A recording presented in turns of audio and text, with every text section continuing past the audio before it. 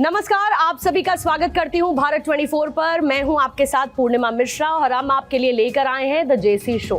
पश्चिम Asia में जारी हालातों के बीच में आज सवाल सिर्फ सीज फायर को लेकर नहीं, लेकिन सवाल यह है कि आखिर सीज फायर बार बार क्यों टूट रहा है। एक तरफ दुनिया के बड़े देश शांति की बातें करते हैं, लेकिन दूसरी तरफ जमीन पर बारूद अब भी जल रहा है। लेकिन इसी बीच में भारत ने वो करके दिखाया जो कोई भी ताकतवर देश नहीं कर पाया। जब तनाव अपने चरम पर था, तब जब स्ट्रेट ऑफ हॉर्मुज जैसे संवेदनशील समुद्री रास्ते पर खतरा मंडरा रहा था, तब भारत के टैंकर तिरंगा लहराते हुए वहां से सुरक्षित बाहर निकल रहे थे। ये सिर्फ एक ऑपरेशन नहीं था, ये डिप्लोमेटिक मास्टर स्ट्रोक था। सवाल ये है, क्या भारत ने दुनिया को यह दिखा दिया कि असली ताकत सिर्फ हथियारों से नहीं, बल्कि रणनीति और संतुलन से आती है। लेकिन तस्वीर का एक दूसरा पहलू है जो खतरनाक है। सीज फायर की घोषणा के बाद जब उम्मीद जगी, लेकिन फिर सीज फायर लड़खड़ाने लगता है, तो क्या ये शांति की कोशिश सिर्फ एक पॉलिटिकल नैरेटिव है, या फिर जमीन पर हालात इतने बिगड़ चुके हैं कि अब ये कंट्रोल से बाहर हो चुके हैं। और सबसे बड़ा सवाल ये है, क्या भारत अपने हित सुरक्षित रखने के साथ साथ आने वाले समय में ग्लोबल पीस मेकर की भूमिका निभाता हुआ नजर आएगा। बाकी देश क्यों असफल हो रहे हैं, क्या इंटरनेशनल पावर बैलेंस बदल रहा है, और क्या ये एक लंबे संघर्ष की शुरुआत है।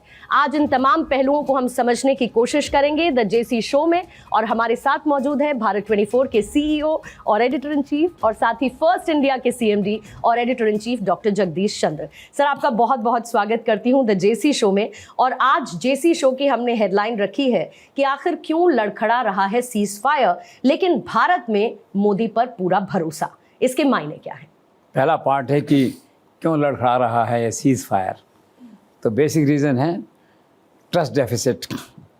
एक दूसरे पे दूसरे को भरोसा आपस में नहीं है। आज वार्ता है इस्लामाबाद में। वार्ता से पहले ही लड़खड़ाना नहीं केवल, बल्कि मैं कहूँगा कि दम तोड़ रहा है सीज फायर। कोई संभावना नहीं कि किसी आम सहमति पे आज का ये समझौता पहुँचे। ईरान ने 2-2 कह दिया है। जब तक लेबनान को इस नेगोशिएशन में शामिल नहीं किया था, वार्ता नहीं होगी। और अगर वार्ता दबाव में हो भी जाती है तो उसका कोई परिणाम नहीं निकलेगा। ट्रंप दूसरी तरफ कह रहे हैं कि अगर डील नहीं हुई तो फिर भीषण हमले होंगे। तो आज की जो वार्ता की शुरुआत है वो जिसे मिसट्रस्ट कहते हैं, जो ट्रस्ट डेफिसिट है, उसके माहौल में हो रही है। इसलिए मैं केवल इतना नहीं कहूँगा कि लड़खड़ा रहा है, मैं कहूँगा कि यह अंतिम सांसें गिन रहा है और यह सीज फायर दम तोड़ने की स्थिति में है। दूसरा प्रश्न आपका है कि मोदी पे भारत में हर किसी को भरोसा। तो फैक्ट है, संसार के सारे क्राइसिस के बावजूद भारत में स्थितियाँ सामान्य रही और इसका एक ही कारण रहा नरेंद्र मोदी की लीडरशिप। उन्होंने मोटे तौर पे 2 बातें की। एक तो कहा सप्लाई चेन नहीं टूटने देंगे, फिर एक कहा सिटीजन फर्स्ट, उनकी सेफ्टी फर्स्ट है यहाँ पे जो है। तीसरा क्या है कि पूरे मंत्रिमंडल को, अफसरों को उस काम में लगाया। हर रोज़ 2 घंटे खुद मॉनिटरिंग करते हैं। कुल मिला के वो इस सारे ऑपरेशन को इस तरह से डील कर रहे हैं जैसे घर का कोई व्यक्तिगत काम हो, इंडिविजुअल काम हो, जिसके प्राइम मिनिस्टर फॉलो कर रहा हो। इसलिए पूरे देश का नरेंद्र मोदी में अटूट भरोसा है। उस भरोसे की पुनरावृत्ति इस क्राइसिस में एक बार फिर से देखने को मिली। Sir, I have a few questions here. First, is Trump trying to regain his lost prestige in this war? और ऐसा लग रहा है कि ट्रंप किसी न किसी बहाने से इस युद्ध को दोबारा शुरू करना चाहते हैं, क्योंकि एक तरफ तो वो इजराइल को कह रहे हैं कि हाँ लेबनान पे अटैक करो, और दूसरी तरफ वो बात कर रहे हैं कि हम नेगोशिएशंस करते हैं। What is it all about, sir? You are absolutely correct. You are correct on all the 2 points. First, he is trying to regain his lost prestige और reputation. एक सारे संसार में मैसेज चला गया है कि ट्रंप हार गया है, ईरान जीत गया है। दूसरा ये है कि जैसे ऑपरेशन सिंदूर में नरेंद्र मोदी के मन में कसक रह गई थी, अगर एक बार और ठोकना है, मौका आने दो, गलती करने दो उनको। वही कसक अब ट्रंप के मन में है कि संसार में जो मैसेज चला गया, हारा हुआ ट्रंप, जीता हुआ ईरान, इसको रिवर्स करना चाहते हैं वो। इसलिए मौके की तलाश में हैं। और आप देखिए कि शांति वार्ता शुरू होने से पहले ही लोगों को वो धमका रहे हैं। तो फैक्ट है, किसी न किसी बहाने से एक फिर मौका लेना चाहते हैं, युद्ध को ऐसे निर्णायक मोड़ पे ले जाना चाहते हैं जहां ये इमेज बने सारे संसार में कि ट्रंप है विजेता, न कि Iran. So let's see what comes out. Sir, तो फिर आज की वार्ता में ऐसी कौन सी 3 बड़ी शर्तें हैं जो अमेरिका और ईरान के बीच में हो सकती हैं या होने वाली हैं, अमेरिका की तरफ से या ईरान की तरफ से? बेसिक इशू ये है, अमेरिका का 2 टूक मैसेज ये है कि लेबनान इसका पार्ट नहीं है, सीज़ फायर उस पर लागू नहीं होगा। दूसरा, वो जो खाड़ी है उसको आप खोलिए। तीसरा जो है, आपका परमाणु जो है ना, सारे कार्यक्रम आप ख़त्म करिए। मोटी बात उनकी तरफ से ये है। ईरान वाले दूसरी बात कह रहे हैं, वो कह रहे हैं पहले लेबनान को हमारे साथ बैठाइए, हमारा जो नुकसान हुआ है आर्थिक उसकी क्षतिपूर्ति कीजिए, और हमें पक्का भरोसा दीजिए कि इस बार जो समझौता होगा वो कायम होगा, उसकी पालना सब लोग करेंगे। तो एक बेसिक डिफरेंस जो है वो ट्रस्ट डेफिसिट या जो कंडीशंस हैं वो इतनी कॉन्ट्रेरी हैं आपस में, जिसकी उम्मीद बहुत कम है। But these are the two conditions on every side. इस दोनों कंडीशंस के माहौल में आप देखिए घटनाक्रम आगे कैसे बढ़ता है। सर, ऐसे तनावपूर्ण माहौल में इस्लामाबाद में आज यानी 11 अप्रैल को जो वार्ता हो रही है, इसका भविष्य आप क्या देखते हैं? भविष्य देखिए, आशावादी होना चाहिए व्यक्ति को। मानवता के हित में, शांति के हित में मैं भी आशावादी होना चाहता हूँ, लेकिन मन नहीं मान रहा, क्योंकि ये जो जड़ है इस समझौते की या जो माहौल है वो इतना तनावपूर्ण है कि हर व्यक्ति पूर्वाग्रह के साथ वहाँ पे आया है। ऐसे में दोनों पक्षों में कोई समझौता, कोई सहमति बने, आशा बहुत कम है, और सहमति बनी तो उसका जीवन बहुत अस्थायी होगा, कुछ घंटे होगा, और उसका एक ही कारण होगा, Trump, whimsical Trump. So this is all. Sir, वार्ता शुरू होने से 10 मिनट पहले धमकियों पर धमकियों के सिलसिले को हम देख रहे हैं, तो ट्रंप का ये जो व्यवहार है इसे आप कैसे देखते हैं? विम्सिकल व्यवहार है, हाईली इररेस्पॉन्सिबल व्यवहार है। आप देखिए, आप किसी घर में जाते हैं इस्लामाबाद में, जिसे इस्लामाबाद डिक्लेरेशन या इस्लामाबाद मीट कह रहे हैं, वो लोग जो है दोनों पक्ष आए हैं वहाँ। इससे पहले कि दोनों पक्ष वार्ता पे बैठें, कोई पानी पूछे उनसे, चाय पूछे, चाय में 10 मिनट लगते हैं, कोई पानी तो पूछे, सांस लेने दे, कुर्सी भी ठीक से बैठने दे, अपनी जगह पे कागज़ पत्र संभालने दे। इससे पहले ट्रंप बम फोड़ देते हैं और कहते हैं वार्ता ऐसा फल रही तो बहुत भीषण हमला होगा। आप देखिए, हाईली इररेस्पॉन्सिबल। तो एक आदमी के मन में पूर्वाग्रह कितना है, ऐसे पूर्वाग्रह में वार्ता सफल कैसे हो सकती है? सो लेट्स सी। सर, क्या है सही कि आज इस्लामाबाद में जो टॉक्स चल रही है उसका रिमोट कंट्रोल वॉशिंगटन में बैठे ट्रंप के पास रहेगा? एब्सोल्युटली, उनका रिमोट वाशिंगटन में ट्रंप के पास, इसी तरह से जैसे आपका रिमोट पीसीआर के पास रहता है, एंकर पीसीआर जो कहता है आप बोलते हैं। तो केवल मुखौटा हैं वहाँ, चाहे मुनीर है, चाहे वहाँ के प्राइम मिनिस्टर हैं, वो बिल्कुल कान से जुड़े हुए हैं वाशिंगटन से। एक एक पल, एक एक क्षण वहाँ से मैसेज आता है, पोस्ट ऑफिस के तरह उसको एग्जीक्यूट करते हैं। तो ये बिल्कुल सच है बात आपकी कि रिमोट कंट्रोल इसका जो पूरे तौर पर ट्रंप के हाथ है, वो वाशिंगटन में बैठ के इसे लाइव देख रहे होंगे। सर, आखिर इस्लामाबाद में कैसा रहा शांति वार्ता का पहला दिन, और कितने चरणों में इस्लामाबाद टॉक्स होंगी, इसकी संभावना है? अब पहला दिन तो ऐसे कल आप मान सकते हैं, वार्ता तो आज शुरू हो रही है, लेकिन संभावना कल की थी कि सब डेलीगेशन पहुंचे, कुछ इनफॉर्मल डिस्कशन कल होगा। तो कल कुछ ऐसा नहीं हुआ, डेलीगेशन मिले एक दूसरे से। ईरान का डेलीगेशन था, पाकिस्तान के लोगों से मिला और हुआ, लेकिन कुल मिलाकर अधूरा था। और सबसे बड़ी खास बात क्या थी, ईरान ने कल साफ कह दिया था वार्ता में शामिल नहीं हो रहा, तो ईरान था ही नहीं वहाँ पे इन दैट वे जो है। तो कल का जो दिन है वो फ्लॉप था बिल्कुल जो है। आज का घटनाक्रम, उसमें आशावाद की किरण बहुत कम दिखाई देती है। तो इसी से जुड़ा मेरा सवाल है कि जब इतनी बार ईरान अस्वीकार कर चुका है पाकिस्तान की तरफ से नेगोशिएशंस, तो फिर ये नेगोशिएशंस होंगे कैसे सर? ईरान कई बार ये कह चुका है दे डोंट ट्रस्ट पाकिस्तान, कई बार बात रिपीट हो चुकी है, लेकिन लगता है कॉन्स्पिरेसी सर्कमस्टांसेस, हालात की मजबूरी, अमेरिका का दबाव, इसलिए वो भारी मन से पाकिस्तान को स्वीकार कर रहे हैं। लेकिन स्वीकार करने से पहले उनका बेसिक स्टेटमेंट आ गया है कि लेबनान को इसमें शामिल करिए। It means again the flop show. Sir, एक बड़ा इंपॉर्टेंट क्वेश्चन है, युद्धोन्माद में डूबे नेतन्याहू बार बार कह रहे हैं कि लेबनान पर हमारे हमले रुकने वाले नहीं। जब ये हमले रुकेंगे नहीं तो फिर ईरान और अमेरिका के बीच में जो समझौता होना है, जो बातचीत होनी है, वो परवान कैसे चढ़ेगी? इशू यही है, उनका युद्ध उन्माद इतना ज़बरदस्त है, उनका पैशन है युद्ध में रहना। 24/7 उनको केवल युद्ध चाहिए, उनको और कुछ बड़ा मज़ा आता है युद्ध करने में। उनको जो है वो मौका देखते हैं, मौके को लपक लेते हैं, फिर लड़ाई चालू कर देते हैं। और इस केस में यही हुआ है। इससे पहले कि सीज़ फायर को आगे बढ़े, कोई बात हो, ट्रंप कुछ सुलझे, समझाए उसको, उन्होंने पहले फिर से फायर कर दिया लेबनान में। आप देखिए एक साथ कितने फायर कर दिए वहाँ पे, 300 लोग मार दिए एक ही दिन वहाँ पे। तो इस समझौते कोई चांस नहीं। जो उसका युद्ध उन्माद रुख है, जो युद्ध के प्रति पैशन है उसका जो है, वो समझौता कोई होने नहीं देगा। इससे पहले कि समझौता वार्ता है, उन्होंने पहले माहौल बिगाड़ दिया, लेबनान में हमला कर दिया नेक्स्ट डे जी। कुछ वेट तो करते, कोई प्रतीक्षा नहीं की उन्होंने। तो युद्ध से उनको बहुत लगाव है, वो युद्ध के साथ ही जीना मरना चाहते हैं, और ट्रंप की मजबूरी है, इजराइल के प्रधानमंत्री जो है जी। So let's see. Sir, Lebanon पर जो इजरायली हमले हुए उसमें नागरिक मारे गए बड़ी संख्या में, उस पर भारत की तरफ से कोई प्रतिक्रिया व्यक्त की गई है? यस, भारत देखिए मानवता का समर्थक है, मूल्यों का समर्थक है। विदाउट नेमिंग इजराइल, उन्होंने कहा वी एक्सप्रेस और कंसर्न ऑन सिविलियन डेथ्स, जो अस्पतालों में बच्चे मर रहे हैं और नागरिक मर रहे हैं, उसमें उन्होंने कहा कि ये, और ये भी कहा ये क्यों है कि हर राष्ट्र की जो अपनी सॉवरेनिटी है और टेरिटोरियल इंटीग्रिटी है, हम उसका सम्मान करते हैं। और मानवीय पहलू देखिए बच्चों के मरने का। मैं देख रहा था 163 बच्चे मर चुके हैं, एक फिगर था अखबार में जो है। तो वार्ता के लिए शिष्टमंडल वहाँ से आया ईरान से जो है, वो प्लेन में जो है ना 25 सीटों पे जो मृत बच्चे हैं उनके तस्वीरें लगा के एक मैसेज देने के लिए आए कि ईरान में हम जो वार्ता के लिए आए हैं, जो मृत बच्चे हैं इनकी आत्मा भी वार्ता के लिए हमारे साथ आई है। कितना इमोशनल दृश्य था वो, इसलिए वायरल हुआ वो। सर एक बड़ा इंपॉर्टेंट क्वेश्चन है, अमेरिका ईरान के बीच में समझौते का हॉर्मुज स्ट्रेट कि वहाँ पर निर्बाध आवागमन होना चाहिए, स्वतंत्र रूप से आवागमन होना चाहिए शिप्स का, टैंकर्स का, लेकिन ये जो हमला किया इजराइल ने लेबनान के ऊपर, क्या उसके बाद हम ये मानकर चलें जो ईरान का अब स्टैंड है कि अब निर्बाध जो हमने बात कही थी वो नहीं होगा, तो अमेरिका क्या फिर से हमले करने वाला है अब ईरान के ऊपर? एब्सोल्युटली, जैसे मैंने कहा ना कि हमला, aggression, war is first love of Israeli prime minister, more और less less is the company की। तो उनकी कंपनी में थे, क्या ट्रम्प का माइंड भी मोर और लेस ऐसा हो गया। तो मैंने आपसे कहा ना कि उन्होंने इंतज़ार ही नहीं किया इजराइल के प्राइम मिनिस्टर ने कि वार्ता आगे बढ़े, सीधा हमला कर दिया वहाँ से जो है। और रही बात ट्रम्प की, ट्रम्प तो जीते जागते उठते बैठते एक ही बात कहते हैं, अगर समझौता नहीं माना आपने, अगर हमारी शर्तें नहीं मानी तो बहुत बुरा होगा, भयंकर हमला होगा। तो वो ट्रम्प और जैसे इजरायली प्राइम मिनिस्टर जो हैं वो इस समय एक ही प्लेटफॉर्म पे हैं, इसीलिए वार्ता फेल हो रही है। सर लेबनान पर इजरायली हमलों से क्षुब्ध होकर ईरान ने अभी सीज फायर तोड़ने की धमकी दी है, इस डेवलपमेंट को आप कैसे देखते हैं? स्वाभाविक है, उन्होंने तो दो टूका है, बिकॉज एक बात तय है between Trump and Iran, Iran talks more sense, he behaves like a normal politician, like a normal country, like a normal diplomat. Trump का तो कुछ पता ही नहीं है, एक घंटे में कुछ, अगले घंटे में कुछ है। तो उन्होंने साफ तौर पर कहा है कि जब तक बेसिक शर्तें नहीं मानी जाएंगी, लेबनान उसमें पार्ट बने और ये जो हार्मुज है इसका कंट्रोल हमारे पास है, बेसिक इश्यूज हैं वहाँ के, दैट वे है, तब तक हम भाग नहीं लेंगे इसमें।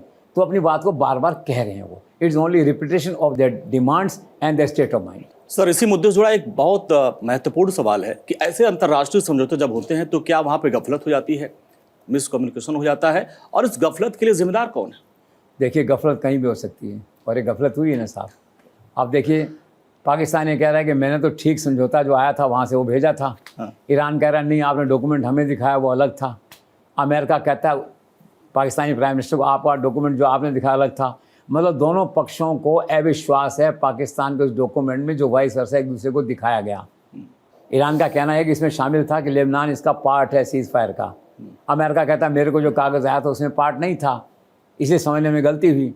तो अब दोनों जो है उसको कोस रहे हैं पाकिस्तान के रोल को कि पाकिस्तान इमेच्योर हो। वैसे ही बात देखिए, आर्मी के लोग वर्दी लगा के डिप्लोमेट थोड़ी हो सकते हैं।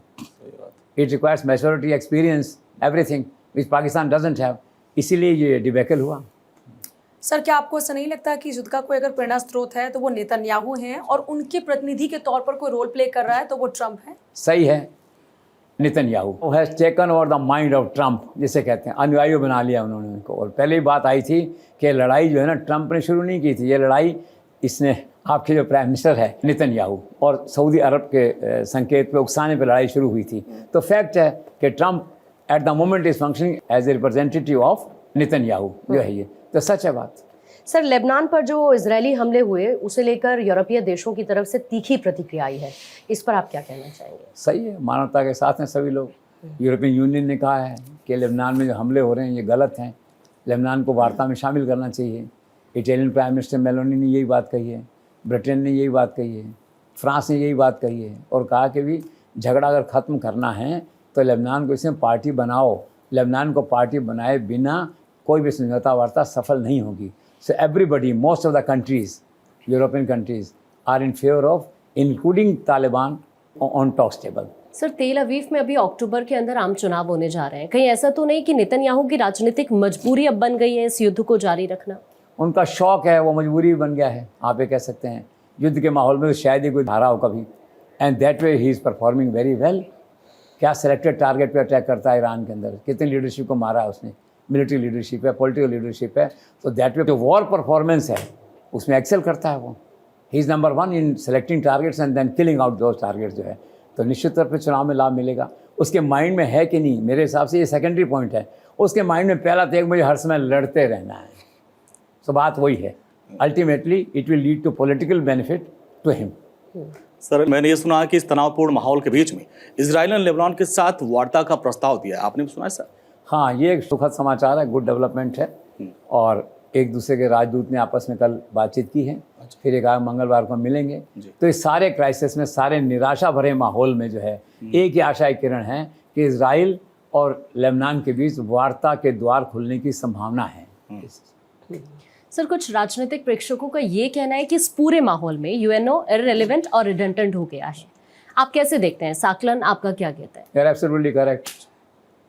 ट्रंप ने WHO उसकी हत्या की, पहले क्लाइमेट चेंज का एग्रीमेंट था उसकी हत्या की, अब यूएनओ की हत्या कर दी।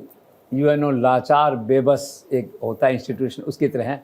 आपने ठीक कहा है, रिडंडेंट हो गया है एक तरह से। इससे बेहतर है कि ट्रंप उसके समापन की घोषणा कर दें, बजाय इसके कि उसको आधा मृत आधा जिंदा रखा उन्होंने। सहायता कभी देते हैं, कभी काट देते हैं सहायता उसकी। But the basic point is UNO has gone completely irrelevant in this entire scenario. Sir, आपको लगता है कि इस पूरे युद्ध के चलते ट्रंप की नज़र ये जो नवंबर में होने वाले जो मिड टर्म इलेक्शंस हैं उस पर भी है? बिल्कुल है। He is facing a serious popularity crisis जिसे कहना चाहिए। वो इसमें उसको फेस कर रहे हैं। तो उनको लगता है कि अब ये मिड टर्म रेटिंग्स आएंगी तो अप्रूवल रेटिंग्स उनकी गिर रही हैं वहाँ पे, तो निश्चित तौर पे he is eyeing all those ratings. और वो सोचते हैं शायद युद्ध के बहाने मेरी लोकप्रियता ग्राफ जो बहुत नीचे चला गया शायद ऊपर आ जाए। ये उनकी परिकल्पना है। अभी वक्त बताएगा कि उनकी जो पॉपुलरिटी का ग्राफ इतनी तेज़ी से गिर रहा है वो सुधरता है कि नहीं, कहीं रुकता है कि नहीं। Let's see. सर, कूटनीति के क्षेत्र में लोग बड़ा आश्चर्य मान रहे हैं। तरफ तो अमेरिका और ईरान के बीच वार्ता चल रही थी और उसी समय ट्रंप ने अचानक युद्ध का ऐलान कर दिया। क्या जो पूरी एक्सरसाइज थी वो अनकॉल्ड फॉर थी? एब्सोल्युटली अनकॉल्ड फॉर थी। This shows Trump's political immaturity, diplomatic immaturity. आप देखिए कि मस्कट में बात चल रही थी, वार्ता का पहला चरण पूरा हुआ ईरान और इनके बीच में जो है, दूसरा चरण चल रहा था। उससे पहले उन्होंने वॉर की घोषणा कर दी। ऐसा संसार में कभी नहीं हुआ कि वार्ता चल रही है, वार्ता अभी कंक्लूसिव नहीं हुई, वार्ता डिसाइड नहीं हुई, उसका परिणाम सामने नहीं आया है, यस और नो जो भी है आपने डिक्लेयर कर दिया। तो absolutely immature and uncalled for exercise on the part of Trump.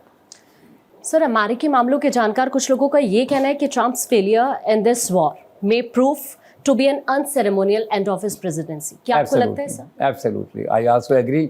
This war may prove his Waterloo जैसे कहते हैं, may the beginning of his end from his presidency. लगता तो ऐसा ही। Of course it is a long exercise, it will take some time, not immediately, but the process has already begin. The process to remove him from his presidency और to lose his presidency, the process is already began. Sir, कुछ लोग कह रहे हैं कि अमेरिकी राष्ट्रपति Trump अपना मानसिक संतुलन खो बैठे हैं। ऐसे में वहाँ के संविधान में असाधारण परिस्थितियों में ऐसी व्यवस्था है कि राष्ट्रपति को पागल घोषित कर सकते हैं। इसको लेकर आपको क्या कहना है? देखो, दो पार्ट हैं और मानसिक संतुलन तो खोए बैठे हैं। जो व्यक्ति सुबह कुछ कहता है, ब्रेकफास्ट पे, लंच पे कुछ कहता है, डिनर पे कुछ कहता है, तो हम कहते हैं ना भाई ये कि मेंटल हो गए हैं आप या मेंटल इम्बैलेंस हो गया है। That way. रही पागल की बात, तो पागल तो घोषित करने का ऐसा नहीं है, लेकिन ये कोई राष्ट्रपति अगर काम करने में शारीरिक कारणों से, मानसिक कारणों से अगर असमर्थ हो जाता है फिजिकली, तो उसको हटाने का बाकायदा एक प्रोसेस है अभी जो है। लेकिन पागल घोषित करने का ऐसा कुछ मैंने नहीं पढ़ा है। और ट्रंप को इन ग्राउंड्स के आधार पे अभी हटाने का या करने का अभी कोई आधार नहीं है।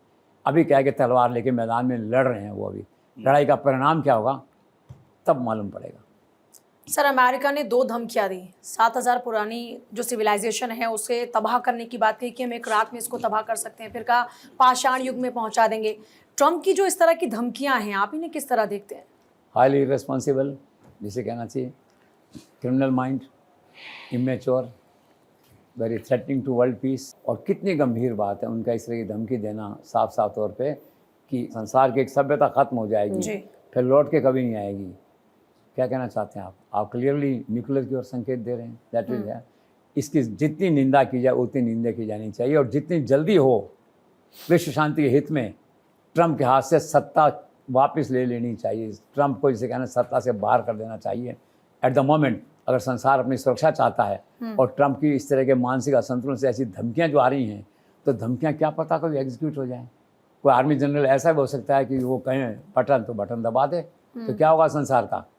तो it's highly irresponsible act on the part of American president. Sir, क्या ट्रंप का इशारा तेहरान पर परमाणु बम गिराने का था? ऐसा ही है, उनके स्टेट ऑफ माइंड तो यही कहती है। वरना आप देखें एक रात में सभ्यता समाप्त हो जाएगी, लौट के नहीं आएगी। आप समझ रहे हैं। और आज फिर उन्होंने अभी जो धमकी दी, इन जो शिष्टमंडल गया है इसको उन्होंने कहा है कि आप समझौता करिए, इन्हें कि सरेंडर करिए। आपके लिए इस दुनिया में जिंदा रहने का ये वार्ता आखिरी मौका है, तो फिर वो उसी बात को दोहरा रहे हैं परमाणु की ओर कि अगर वार्ता फेल होती है तो I will finish you, I will destroy you. उनका संकेत परमाणु की तरफ है। और उपराष्ट्रपति ने भी कुछ ऐसा हल्का फुल्का संकेत दिया था, लेकिन बाद में उसकी प्रतिक्रिया हुई ज़बरदस्त, तो वाशिंगटन में व्हाइट हाउस ने इसको डिनाई किया, ऐसा कंटेक्शन किया कि नहीं, परमाणु कोई इरादा नहीं है। लेकिन ट्रंप का हर वाक्य, हर धमकी अल्टीमेटली परमाणु युद्ध की ओर संकेत करती है। It's a very serious situation.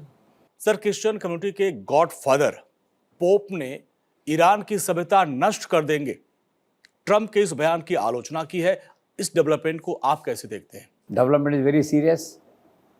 He is a good person, guardian और custodian of humanity, that way जो है धर्म के लोग हैं, अच्छी बात करते हैं। उन्होंने निंदा की उन्होंने इसकी, और एक बहुत गैर जिम्मेदाराना बात है। और सबसे बड़ी बात है वो खुद अमेरिकन है, अभी जो ट्रंप है नॉर्थ अमेरिका से आते हैं वो, तो उनकी इस राय को, सलाह को, चेतावनी को गंभीरता से ले जाने की आवश्यकता है। But what to do, Trump doesn't listen to anybody. Let's see Pope का क्या इम्पैक्ट होता है।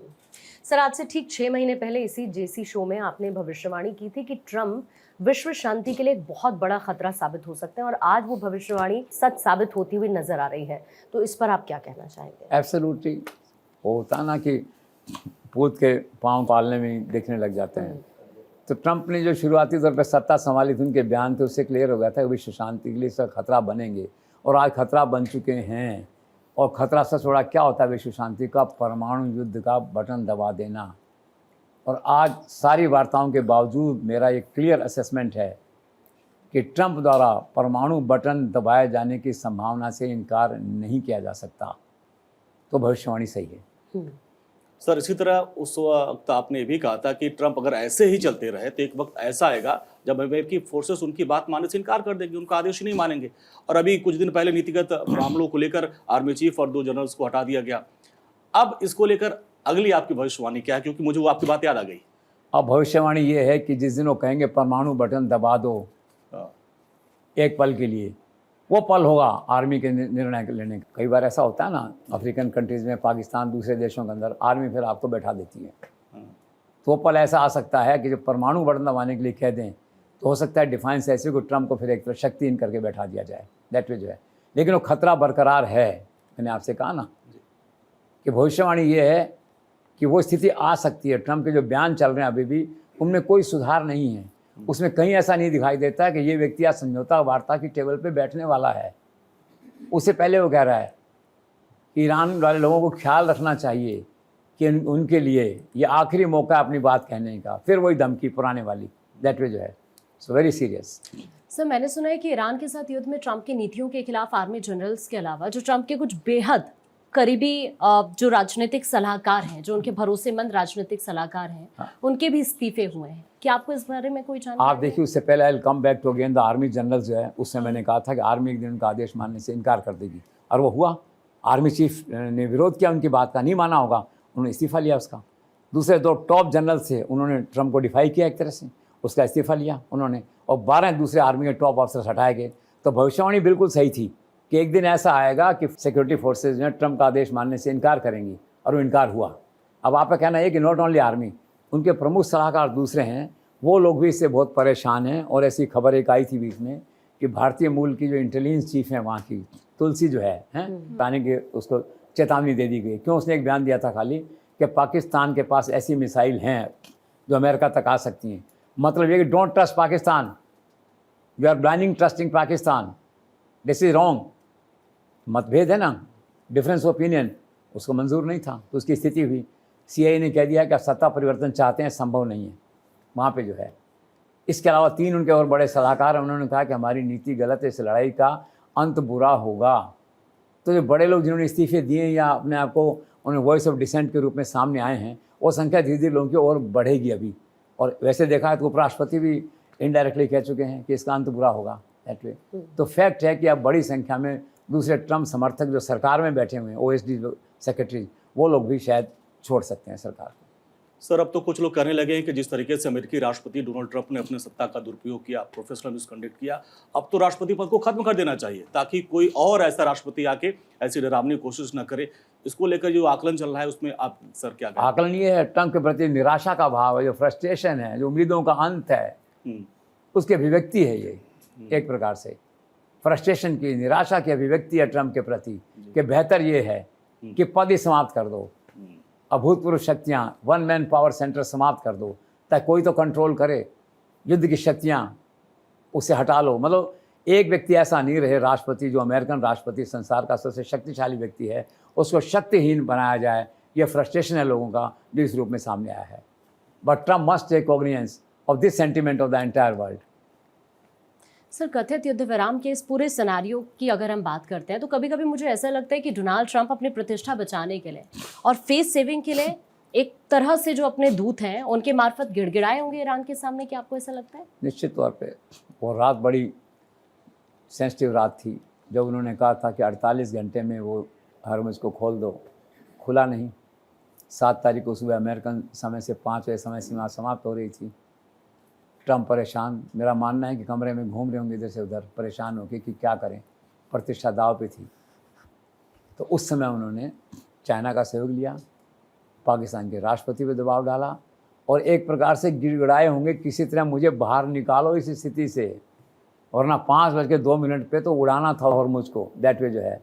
तो इसलिए निश्चित तौर पे जो भाव था वहाँ उस दिन का जो है वो यही था कि ट्रंप ने गिड़गिड़ा के हाथ जोड़ के ये समझौता करवाया, सीज फायर करवाया। सर, इन सब के बीच एक आश्चर्यजनक घटनाक्रम में अमेरिकी राष्ट्रपति ट्रंप ने ईरान की जो 15 सूत्री मांग है उसको लागू करने का संकेत दिया, पॉजिटिव संकेत दिया है। आखिर हृदय परिवर्तन हुआ कैसे? हृदय परिवर्तन ये हालात की मजबूरी है। जब वो बचे उस सुविधा से, बाहर निकले किसी तरह से जी। और ये शुद्ध विराम हुआ तो जिसे कहते हैं कानों के हाथ लगाया होगा कि चलो बचे आज तो फिर क्या होता है जब बार्गेन होता है तो आदमी फिर वीक होता है सामने वाला। तो उन्होंने जो 15 शर्तें रखी थी उन्होंने कह दिया वर्केबल है। इमेजिन अगर सारी शर्तें वर्केबल है तो आज समझौता वार्ता क्यों हो रही है, युद्ध की धमकी क्यों दी जा रही है? Again fluctuating mind, irresponsible statement की इन प्रिंसिपल वर्केबल हैं। अगर सारी शर्तें उनकी वर्केबल हैं तो झगड़ा किस बात का है, आज वार्ता क्यों हो रही है? So this is all. Sir, Iran America जंग में जब पॉज बटन आया उस दौरान भारत ने खाड़ी देशों के साथ संपर्क क्यों सा था, और मोदी सरकार के वो कौन से 3 धुरंधर हैं जो इसमें एक्टिव हैं? देखो, मोदी तो बहुत स्मार्ट प्राइम मिनिस्टर हैं जो है, एक पल नहीं गंवाते अपने देश के हितों की जहाँ परवाह करनी होती है, केयर करनी होती है। तो उन्हें लगा कि चलो अब समय मिला है कुछ तो अपने दूध दौड़ाओ। तो जयशंकर हैं, हरदीप पुरी हैं, फॉरेन सेक्रेटरी हैं, इनको अलग अलग यूएन दौड़ाया, किसी को कतर में दौड़ाया जो है कि वहाँ जाके एक अच्छी सी PR करो, अपनी गुडविल बनाओ। उन्होंने जहाज हमारे आने दिए, थैंक यू कहो, वो क्राइसिस में उनसे सहानुभूति रखो और इस तरह का रखो, कम से कम हमारी तेल की गैस की सप्लाई रुके नहीं इस झगड़े में। तो गुडविल क्रिएट करने का मिशन है जो वो कर रहे हैं। A good diplomatic exercise. Sir, पर मिडिल ईस्ट से जुड़े जो एक्सपर्ट्स हैं या कुछ पत्रकार हैं जो समझते हैं वहाँ की पॉलिटिक्स को, उनका एक मानना है कि ये सब युद्ध के क्राइसिस में जो ट्रंप की किरकिरी हुई है या फिर जो ट्रंप का नुकसान हुआ है और बतौर मिडिल ईस्ट जो एक एलाई की तरह रहता था अमेरिका के साथ, उसको भी एक सेटबैक लगा है। इन सब के बाद डाउटफुल है कि वो ट्रंप का समर्थन देंगे और आगे US बेसिस जो होते हैं उनके, वो वहाँ पर अमेरिकन आर्मी बेसिस लगाने देंगे। You are absolutely correct. सारे खाड़ी देश गंभीरता से पुनर्विचार कर रहे हैं ट्रंप के साथ खड़े रहें कि नहीं। 1 2 अमेरिकन बेसिस हमने अपने आप बना लिया है। मौत का सामान, जब मुसीबत का सामान अपने यहाँ कर ले, इसको रखें कि नहीं। उन्होंने देखा है, उनके मन में था कि ट्रंप, अमेरिका इतना शक्तिशाली देश है, उसकी छतरी में, उसके अम्ब्रेला में हम सारे सुरक्षित हैं। ये भ्रम उनका टूट गया। उन्होंने देखा कि ट्रंप किसी देश को, पॉलिटिकल लीडरशिप को मार सकता है, बर्बाद कर सकता है, कंट्री को जीत नहीं सकता, सुरक्षा गारंटी नहीं दे सकता। खाड़ी देशों पे कितने हमले हुए हैं, ईरान से आप देखिए। तो उनको लगा ये क्या हुआ, ये तो काउंटर प्रोडक्टिव हो गया उनका। तो सीरियसली सोच रहे हैं कि हमारा इतना नुकसान हमने उठाया और हमारे पॉलिटिकल रिश्ते खाड़ी में मुस्लिम वर्सेस मुस्लिम हो गए दैट वे। और किसके लिए हुए? ट्रंप की सुरक्षा के उस कारण से कि ट्रंप हमारा, he is the God father, हमारा गॉड फादर है, हमारी सुरक्षा गारंटी है। अब सुरक्षा की कोई गारंटी नहीं है। तो मेरा ऐसा मानना है आने वाले दिनों में हालात को देख के बहुत टैक्टफुली और बहुत स्लोली जो है खाड़ी देश ट्रंप से डिस्टेंस मेंटेन कर सकते हैं। सर, इन 40 दिनों के युद्ध के दौरान डोनाल्ड ट्रंप ने अपनी वॉर पॉलिसी, वॉर गोल्स को कम से कम 1 दर्जन से ज़्यादा बार चेंज या फिर शिफ्ट किया है। इस तरह के सेंसिटिव मैटर में भी डोनाल्ड ट्रंप के चेंजिंग मूड को आप किस तरह से देखते हैं? वही जिसे कहना चाहिए, अब ख़राब भाषा में कहूँ तो वही पागलपन, वही मेंटल इंस्टेबिलिटी, वही गैर जिम्मेदाराना वक्तव्य, कभी कुछ कहना और सुनते ही नहीं किसी की। लोग इतने परेशान हैं सारे संसार में ट्रम्प के इन गैर जिम्मेदाराना व्यक्तियों से, बड़ा गुस्सा आता है। लेकिन क्या करें, अब दिल्ली में बैठा व्यक्ति क्या करे, ठीक है, अफ्रीका की राजधानी में बैठा व्यक्ति क्या करे, पेरिस में बैठा व्यक्ति क्या करे, ट्रम्प है तो अब क्या है कि लोग परेशान हैं उसकी बार बार ये वॉर गोल शिफ्ट करने से। एलाइज परेशान हैं। सबसे बढ़िया बात कही है फ्रांस के राष्ट्रपति मैक्रो ने, उसने ट्रम्प को समझाया, या योग कहूँ कि लताड़ा ही ने वे जो है समझाया, और ये कहा this is not your television show, we are talking about war, such a sensitive issue. और साथ में ये भी कहा उसको कि भाई there is no need to speak every day, तुम्हें हर रोज़ बयान देने की ज़रूरत नहीं है। पर ट्रम्प का क्या करें, ट्रम्प को तो ब्रेकफास्ट पे, लंच पे बयान देने की ज़रूरत है, और मैं कहूँगा हर 2 घंटे से पहले उन्हें बयान देने की एक पैशन है उनका, कहिए, या उनका मेंटल स्टेट बना हुआ है। तो ये निराशा की स्थिति है, लोग समझा रहे हैं ट्रम्प को, अब वो मानेंगे तब, जिसे कहते हैं हालात मजबूर करते हैं। तो लेट्स सी हालात ऐसे कब होते हैं कि ट्रम्प कम से कम कोई बयान दें, एक सुलझे हुए राष्ट्रपति की तरह या किसी आम व्यक्ति की तरह, आम राजा की तरह बयान दें, 5 दिन में, 7 दिन में, 20 दिन में, 10 दिन में। ये नहीं कि हर 2 घंटे बाद एक नया बयान वहाँ पे आ रहा है। सर, क्या सचमुच ट्रम्प नेटो छोड़ने का मन बना रहे हैं, और क्यों वो नेटो देशों से निराश हैं, और क्या ऐसा ही नेटो देश भी सोच रहे हैं? ये तो लव लॉस्ट स्टोरी है। अच्छा, दोनों निराश हैं एक दूसरे से, ठीक है। ट्रम्प वो उनको अपमानित कर रहे हैं, नाटो को, कह रहे हैं कि when there was a need no one was here, तुम कागजी शेर हो, समय पे काम नहीं आते हो। और वो कहते हैं भाई ये लड़ाई आपकी हमारी नहीं है। ब्रिटेन ने कहा ना, this is not our war, आपने हमसे पूछ के शुरू नहीं किया था, और इतने ख़राब हालात हो गए हैं। तो नाटो भी क्या है, उसी तरह देख रहा है कि सुरक्षा गारंटी नहीं है ट्रम्प अब। चाइना से कहो, उत्तर कोरिया से कहो, किसी से कहो, तो हम क्यों रहें उसके साथ, दैट वे जो है? तो धीरे धीरे डिस्टेंस कर रहे हैं। ट्रम्प परेशान है, तो दोनों एक दूसरे से परेशान है, दोनों एक दूसरे से मुक्ति चाहते हैं। ट्रम्प का तो क्या पैसा लगता है वहाँ पे, तो सोचता है चलो पैसा भेजना बंद करो इनको। वो लोग सोचते हैं कि now Trump is emerging more a liability than an asset. तो रिलेशनशिप जैसे खाड़ी देशों के रिलेशनशिप टूटने के कगार पे है, ऐसे ही ये रिलेशनशिप टूटने के कगार पे है। खाड़ी देशों की मजबूरियाँ कुछ ज़्यादा हैं, इनकी मजबूरियाँ कुछ कम हैं, तो ये रिलेशनशिप धीरे धीरे टूटेगी। मोह भंग हो गया एक दूसरे से, ठीक है ना। तो they are slowly moving to taking divorce from each other.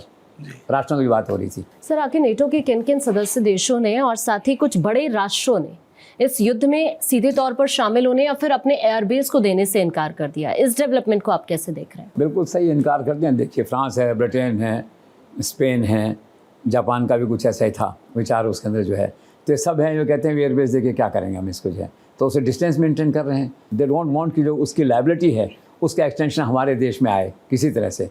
और फिर ट्रम्प भी पलट के कहता है, ट्रम्प कहता है मत आओ मेरे साथ में, या तो मेरे साथ खड़े रहो कंधे से कंधा मिला के और गेट लॉस्ट जिसे कहते हैं, और तेल अगर आपको चाहिए वहाँ से जो है go and get your oil. फिर मेरी गारंटी नहीं कि मैं आपको हरमुज से तेल दिलवाऊंगा। तो एक रिलेशनशिप जो है वो टूटने के कगार पे है। सर, इन सारी नेगेटिविटी के बीच में जो अमेरिकी पायलट वहाँ फंसा हुआ था, जिसका विमान दुर्घटनाग्रस्त हो गया, अमेरिकी राष्ट्रपति ट्रम्प के लीडरशिप में वहाँ की आर्मी, एयरफोर्स ने जाके शत्रु देश ईरान के अंदर घुस के अदम्य शौर्य का परिचय देते हुए पायलट को बचाया। तो इसमें तो कम से कम 100 में 100 नंबर मिलते हैं उनको। और ये जो हिस्टोरिकल रेस्क्यू ऑपरेशन हुआ, इसकी इनसाइड स्टोरी क्या है? एक पढ़ते हैं ना अपन, हर बुरे व्यक्ति में भी एक अच्छाई होती है।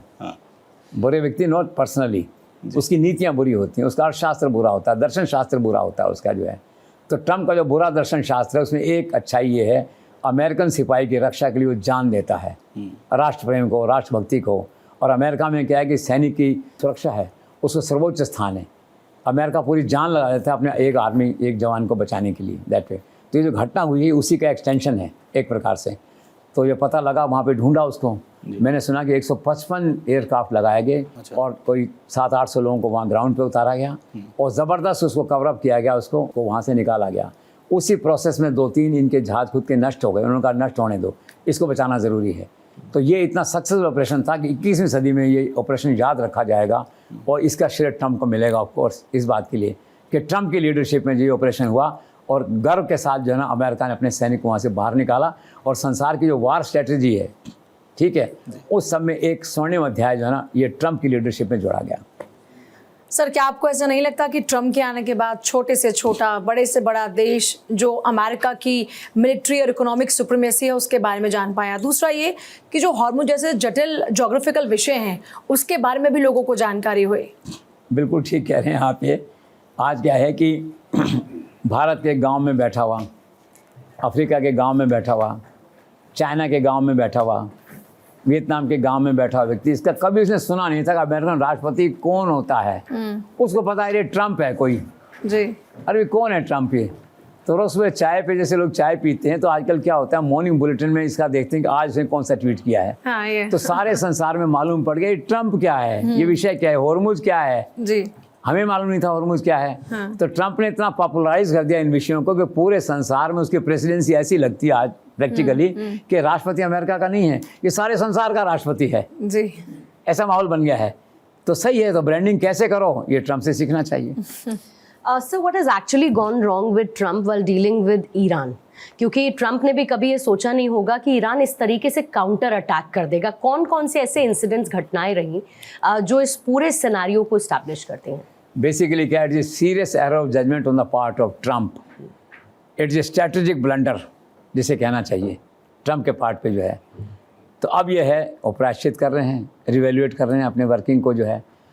तो अब आपने पूछा कि ऐसी कौन कौन सी घटनाएं हुई जो अप्रत्याशित थी, जैसे ट्रम्प डिमोरलाइज हुआ, ऐसा क्या हुआ? तो सबसे पहले तो ये हुआ, ट्रम्प को अनुमान था कि वेनेजुला से उठा के ले आए मान लो किसी को, वो तो अलग बात थी। ये गलती रही उनको पहचानने में कि Iran is not Venezuela that way. और दूसरा क्या, उनको इराक का अनुभव रहा कि सद्दाम को उठा लाएंगे, खड्डे से भी निकाल लाएंगे, कब्जा कर लेंगे देश पे।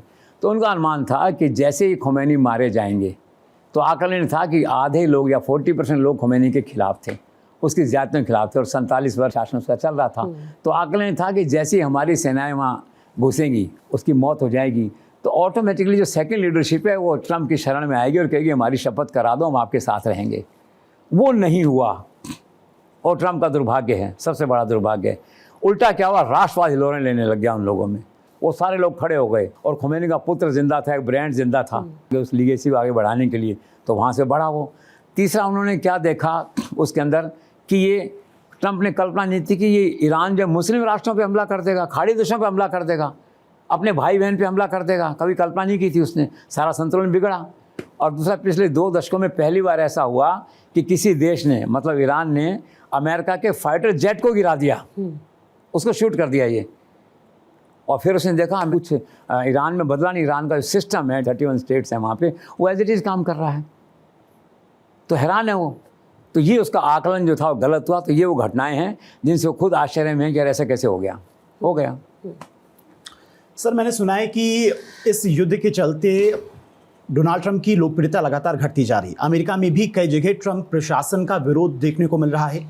यूएस सीनेट ट्रंप प्रशासन के खिलाफ एक प्रस्ताव ला सकती है, क्या कहना चाहेंगे सर? सही बात है, ट्रंप की लोकप्रियता गिर रही है।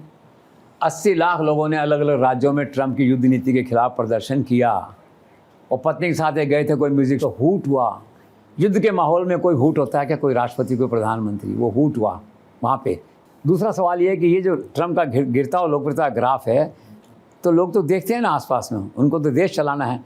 तो सीनेट में सीरियस थिंकिंग चल रहा है कि इसके खिलाफ हम प्रस्ताव लाएंगे, युद्ध की शक्तियाँ ले लेंगे सारी इसकी जो है ये।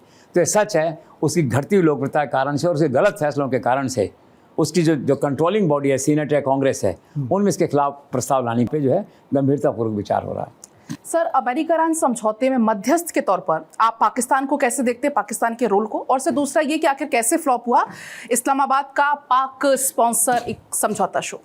देखिए, पाकिस्तान तो मैंने पहले आपसे कहा ना, तो पीसीआर वाली बात है। पीसीआर बोलता है, एंकर एक्ट करती है, उसका रिमोट जो है उसके हाथ में है, वाशिंगटन में बैठे हुए का जो है। और मध्यस्थ के रूप में जो है वो डिज़ास्टर है। क्यों डिज़ास्टर? इनएक्सपीरियंस्ड है, कभी पॉलिटिक्स करी नहीं है। और मुनीर ने कहाँ डिप्लोमेसी की, कहाँ राजनीति करी है, क्या है? वो तो आर्मी के लोग हैं दैट वे जो है।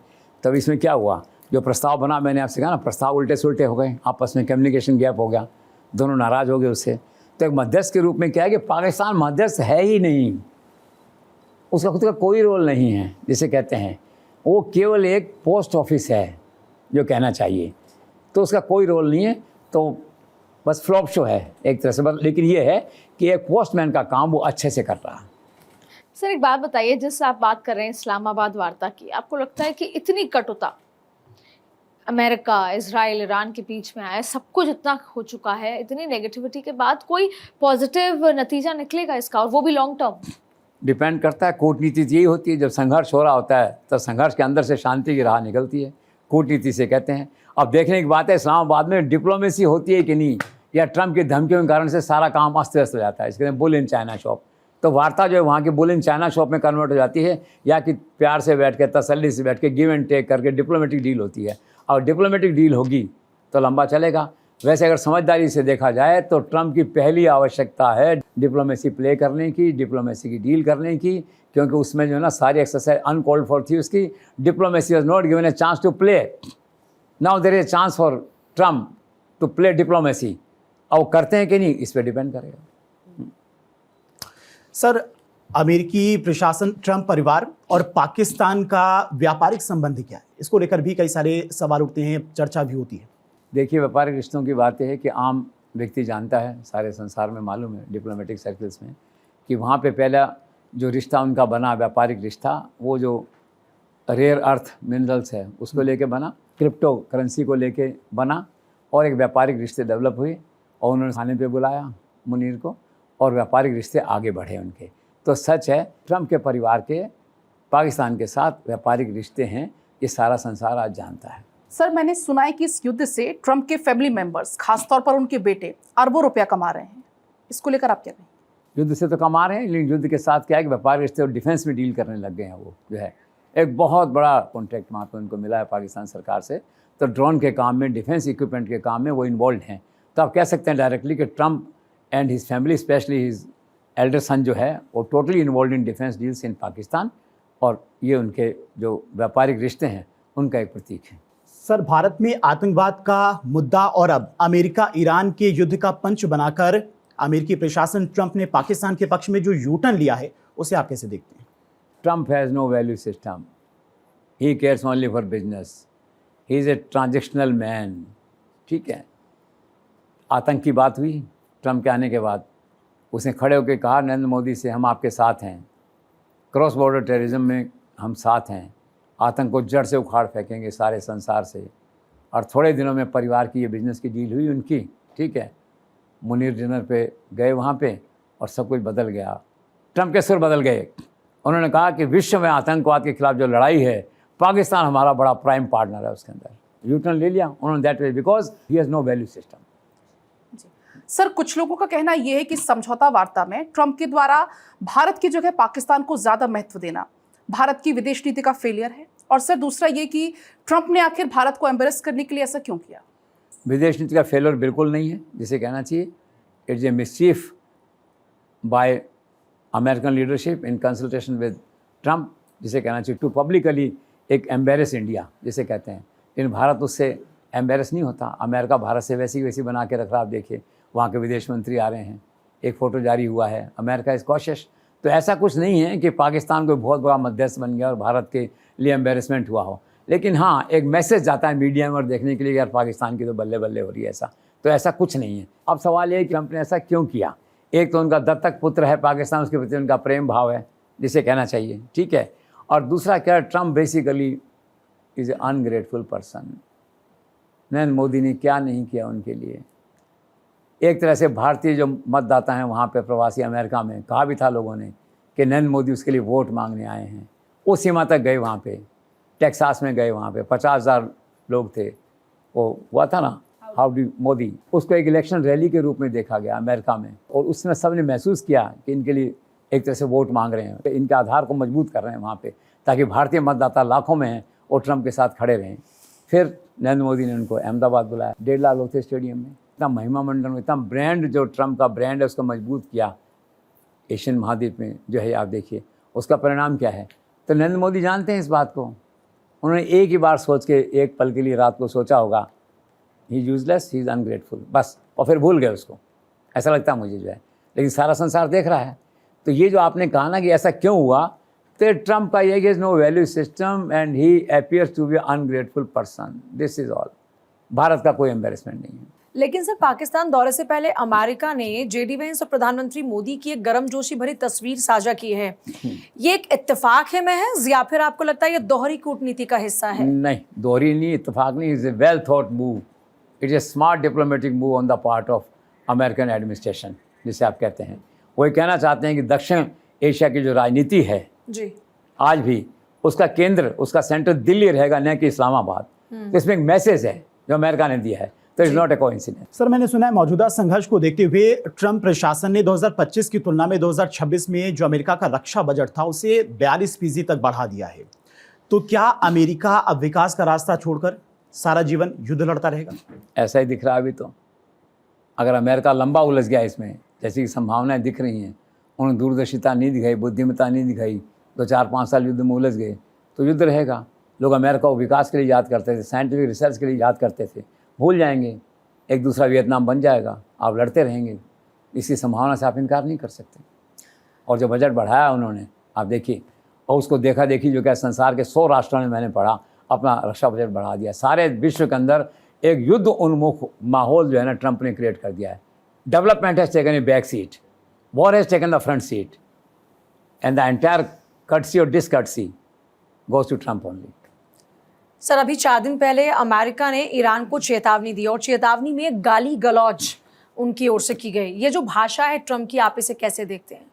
इस पे सारा देश शर्मिंदा है, संसार शर्मिंदा है, अमेरिका को भी शर्मिंदा होना चाहिए। हम अंग्रेजी स्कूलों में जाते हैं, पढ़ते लिखते इसके लिए जाते हैं कि हम एक ईरान की लीडरशिप को गाली गलौज कहते हैं।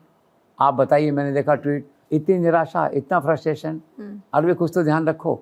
और सबसे बड़ी बात है कि उसको कंट्रोल करने वाला कोई व्यक्ति नहीं है अमेरिका में, कोई ऐसा मैकेनिज्म नहीं है कंट्रोल करे उसको कि स्टॉप इट, क्या कर रहे हैं आप ये। तो सारा संसार हैरान है। तो जिसे कहते हैं ना, आदमी जब वृद्ध होता है तो अपना लूज़ कर जाता है। जैसे मुझे लोग कहते हैं याददाश्त खो जाती है, ठीक, उम्र के साथ साथ ये लक्षण कहते हैं दिखते हैं उसमें जो है। तो उम्र के साथ साथ लक्षण दे रहे हैं कि वो मानसिक संतुलन खो रहे हैं, दैट मीन्स है। और कितनी मतलब गाली गलौज करना इस लेवल पे, तो ये बहुत ही शर्मनाक घटना है संसार के लिए, अमेरिकन के लिए और डिप्लोमेटिक वर्ल्ड के लिए। तो सर इन सारे हालात में युद्ध खत्म कैसे होगा और किन शर्तों पर होगा? देखो, इसका सीधा उत्तर तो ये है कि इसका जवाब उस आदमी के पास भी नहीं है जिसने युद्ध शुरू किया है, ट्रंप। कोई भी युद्ध शुरू होता है तो उसके 2 काम होते हैं, एक तो लक्ष्य तय होता है, फिर लक्ष्य प्राप्त हुए कि नहीं उसके मूल्यांकन पर उसका भविष्य तय होता है। ट्रंप का लक्ष्य तय नहीं है। एक पल में कहते हैं मैंने युद्ध जीत लिया है अमेरिका में, एक कहते हैं युद्ध की शुरुआत कर रहे हैं अभी जो है ये। उनके दिन के 3 स्टेटमेंट तीनों कंट्राडिक्टरी होते हैं। तो ये तय ही नहीं है ट्रंप के माइंड में कि मेरा लक्ष्य क्या था। अपेरेंटली सबको मालूम है, उसे परमाणु हथियार हटाने थे, उनको लाइन पे लाना था, हॉर्मुज़ को खुला करना था, सारी बातें हैं।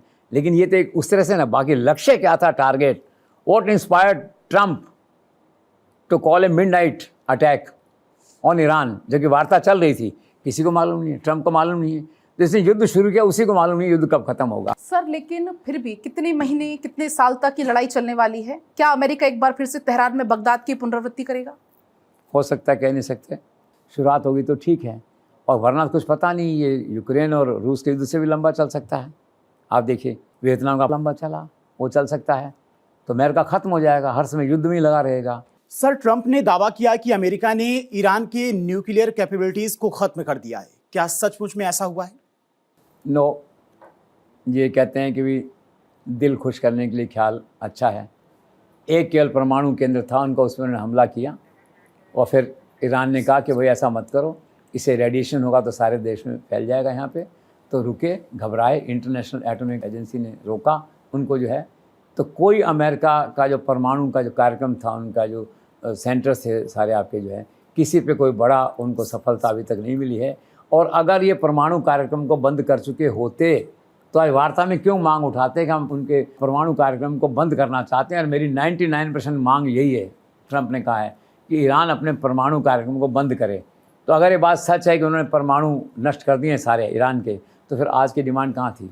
तो वास्तविकता ये है कि कोई इसमें बड़ी सफलता उनको अभी तक जो है नहीं मिली है। टॉप लीडरशिप को मारा है उन्होंने, न तो उनका मिसाइल सिस्टम ख़त्म हुआ, न दूसरा सिस्टम ख़त्म हुआ जो है। और इसलिए कुछ लोग कहते हैं कर्नल गद्दाफी ने उस समय जो है परमाणु कार्यक्रम बंद करके गलती की है। और उत्तर कोरिया के उनके लिए कहते हैं इसने परमाणु कार्यक्रम जारी करके अच्छा किया है। तो कर्सी ट्रंप के सारे संसार में परमाणु शक्तिशाली होने का एक नया पैशन, नई रिक्वायरमेंट, नया माहौल बन गया है। ट्रंप ने शोर मचाया ईरान के परमाणु कार्यक्रम बंद करने का, सारा जो है इससे और फैल गया वो संसार के देशों में। जो कंसेप्ट है नॉन न्यूक्लियर होने का वो डैमेज हुआ इससे। सर, इसी बीच ट्रंप ने एक और नई धमकी दे दी कि जो भी ईरान को, जो भी देश हथियार बेचेगा उस पर 50% एक्स्ट्रा टैरिफ लगेगा। तो सर, ये जो ट्रंप का टैरिफ वॉर है वो कहाँ जाकर थमेगा? अब तो क्या है कि मतलब लोग इसका मजाक उड़ाते हैं, हंसी उड़ाते हैं। Tariff has become a subject of joke and misery कि क्या है ये, दैट वे जो है। तो कोई सीरियसली नहीं रहा इसको, क्यों कल ही बयान आ जाएगा कि मैं उसको स्थगित करता हूँ अगले 3 महीने के लिए। People are fed up and people have made up their mind to not to look at any threat of Trump on tariffs at least. Sir, मुझे लगता है कि ग्लोबल पॉलिटिक्स में ईरान का रुतबा, दबदबा और क्रेडिबिलिटी काफ़ी ज़्यादा बढ़ी है, खासकर मुस्लिम वर्ल्ड में। और भारत में ईरान हीरो और खाड़ी देशों में ईरान एक सुपर पावर बनकर उभरा है। फैक्ट है ये। Iran has emerged as a winner with high moral. Trump has emerged as a loser with low credibility, low moral. और सारे संसार ने देखा है कि वो लीडरशिप को किल कर पाया इजराइल के सहयोग से, जो है नष्ट कर पाया आपके जो इंस्टीट्यूशंस हैं उनको, इंफ्रास्ट्रक्चर उसको, लेकिन लड़ाई जीत नहीं सका, उनके मोराल को तोड़ नहीं सका। और उल्टा क्या हुआ, गल्फ कंट्रीज हिट हो गए उसके अंदर, आपने देखा जापान और वो लोग सोचने लग गए दूसरे जो है। तो कुल मिला के ये स्थिति बिल्कुल फैक्ट है। ईरान हैज़ एमर्ज अगेन ए जैसे रैकनिंग फोर्स और ए हीरो और a new brand in the entire Muslim world specially जो है, और संसार के सारे मुस्लिम राष्ट्र, चूँकि मुस्लिम राष्ट्र में क्या है, मुस्लिम लोगों में एकता बड़ी अद्भुत होती है, एक जैसा सोचते हैं, एक जैसा करते हैं, दैट इज है। तो आज चाहे भारत है, मुस्लिम जहाँ भी है, Iran has emerge as a hero among all Muslim specially.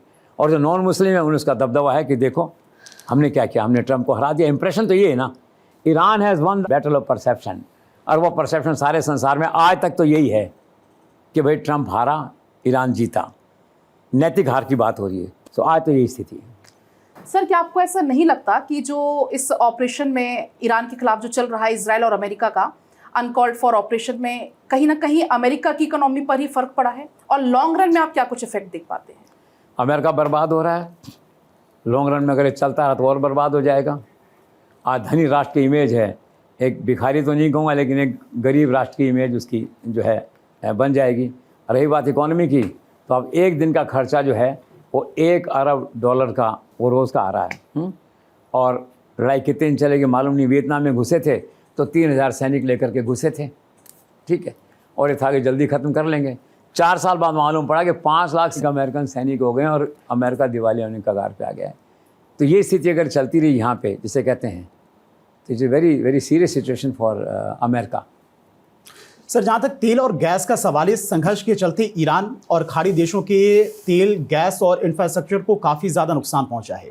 उनको फिर से डेवलप करने में, पुनर्निर्माण करने में और उस नुकसान की भरपाई करने में कितना वक्त लग सकता है? बहुत वक्त लगेगा। अभी तो कैपेसिटी 70% रह गई है, और ये एक ऐसा पॉइंट है जब सब लड़ाई करके लोग आगे बैठ जाएंगे अपने अपने कैंप में, तो बहुत रोएंगे कि हमने क्या किया अपने हाथ से।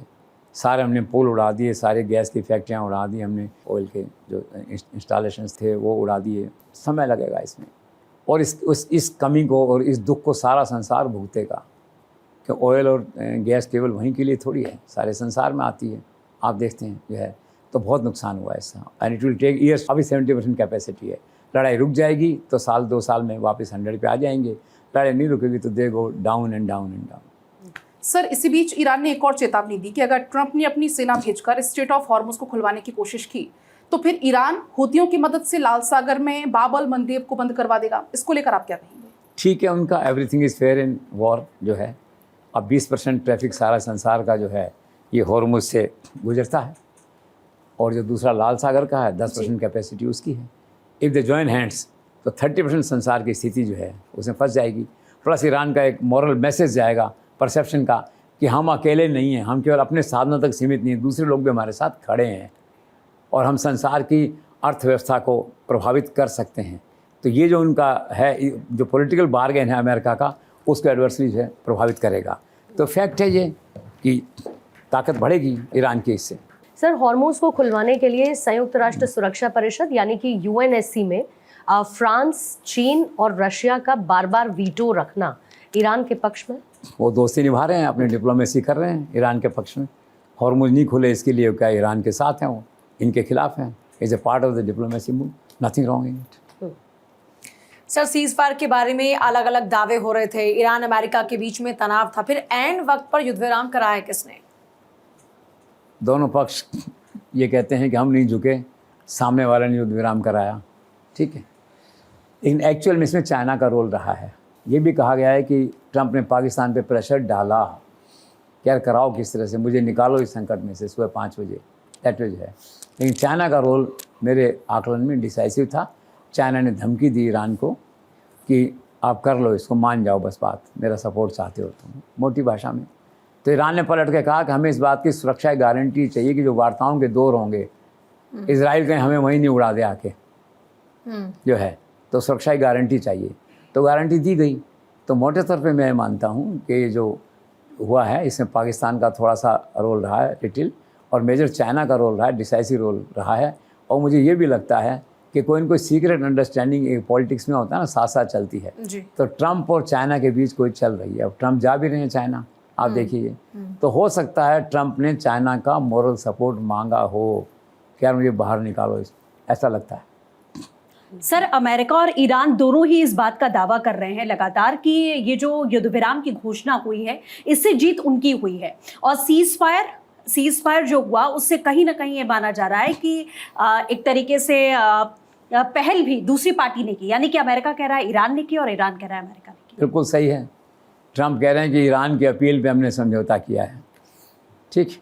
ईरान साइलेंट है, लेकिन ईरान का एक्शन और सराउंडिंग से बताती हैं चारों तरफ की जो प्रेशर ट्रंप ने क्रिएट किया समझौते के लिए, उसे मैसेज क्लियर जाता है एक तरह से कि ये समझौता तो जिसे कहा ना गिड़गिड़ाया क्या अमेरिका जो है, तो अमेरिका ने प्रेशर क्रिएट करके इधर से उधर से वो समझौता जो है वो करवाया।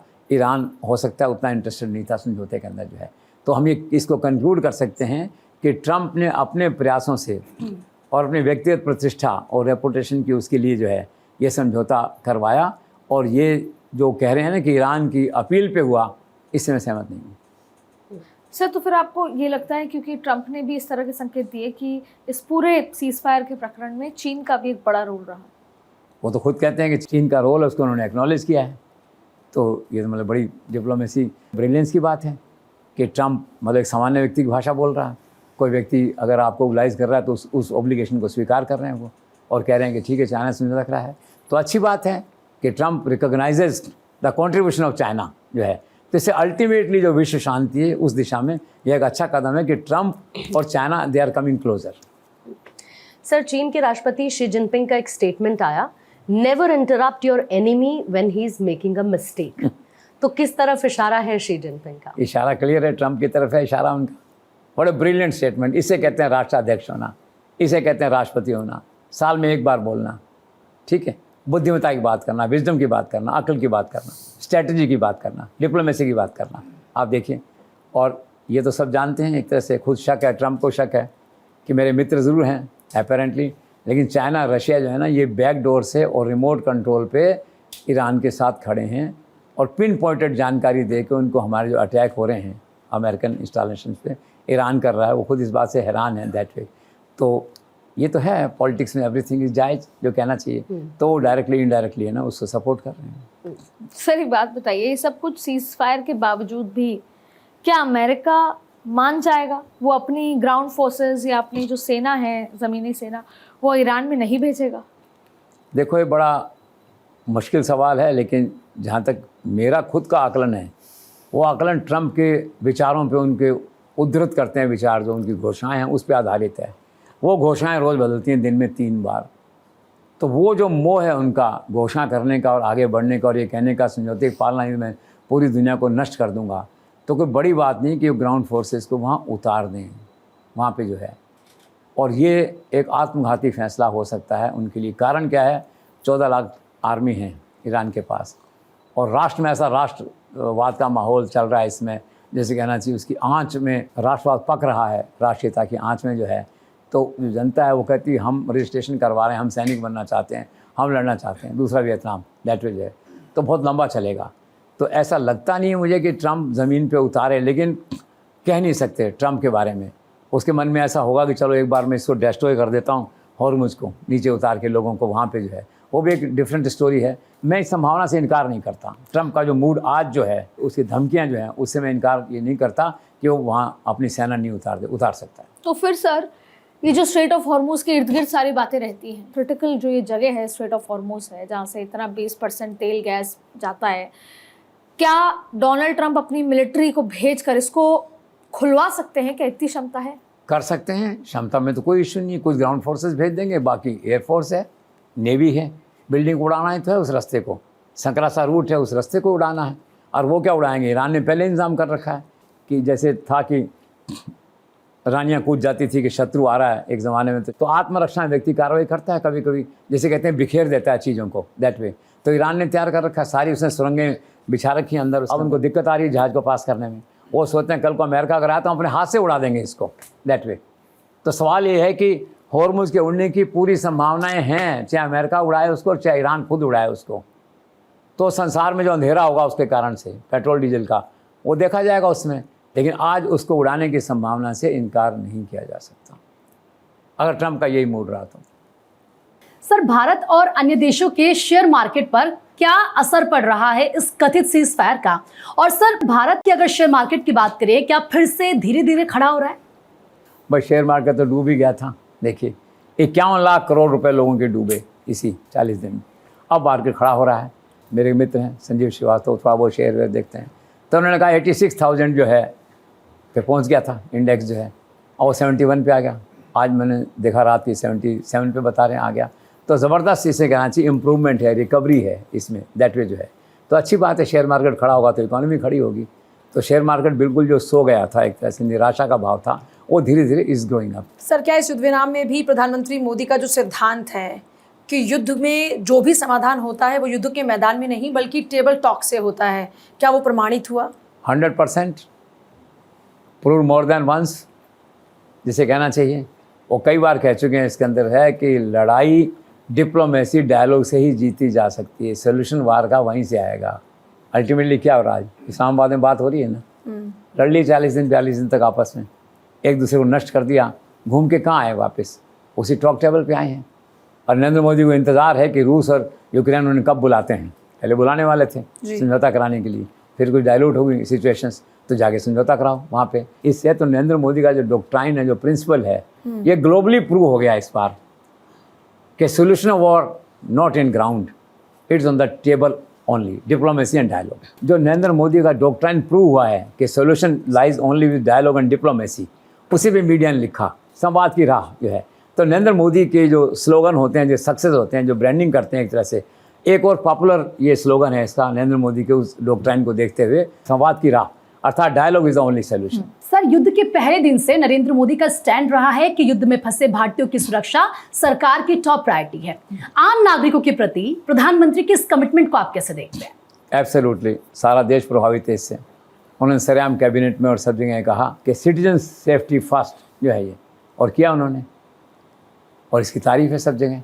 सबसे बड़ी बात यह है, वो जो कहते हैं ना कई बार लोग, फिर वही पुरानी बात, मोदी है तो मुमकिन है।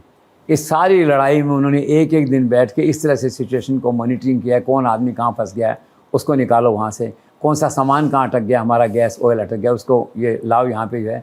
तो नरेंद्र मोदी का कमिटमेंट है, and once again Narendra Modi has proved his commitment, he has stood by his commitment. और सारा देश जानता है इस पूरी लड़ाई के अंदर में भारतीय सुरक्षित हैं सब जगह, भारतीयों में कोई हमला नहीं हुआ, जो सामान नहीं आ रहा था वो टैंकर भी आए। ईरान इन वे उनकी लड़ाई थी, ईरान ने हमें टैंकर आने दिए। तो नरेंद्र मोदी का जो प्रिंसिपल है दैट पे जो है ना कि सिटीजन सेफ्टी फर्स्ट, वो उन्होंने प्रूव किया है इसमें। सर, और पीएम मोदी की कूटनीति का एक ऐसा चमत्कार है कि इस युद्ध में अमेरिका और ईरान दोनों ही भारत को और पीएम मोदी को अपना मित्र राष्ट्र समझ रहे हैं, मित्र समझ रहे हैं पीएम मोदी को भी। और सर, जिस तरीके से ईरान ने स्ट्रेट ऑफ हॉर्मुज से भारत के जहाजों को निकलने के लिए सेफ पैसेज दिया है, ये कैसे देखते हैं? Absolutely, it's a diplomatic miracle of Narendra Modi. Iran कभी हमारे खिलाफ हुआ करता था, ठीक है, अमेरिका से रिश्ते हमारे अच्छे हैं, इसके बावजूद ईरान आज एक मित्र के रूप में खड़ा है। उन्होंने कहा कि we are friends, don't worry, आप चिंता मत कीजिए, आप मित्र के साथ खड़े हैं। और हमारे टैंकर तिरंगा लगाए उस पर, जो पूर्णिमा ने कहा कि आ रहे हैं वहाँ से, चले जो है, कितनी बड़ी डिप्लोमेटिक विक्ट्री है। नरेंद्र मोदी की जो है, तो इसे स्वीकार किया जाना चाहिए।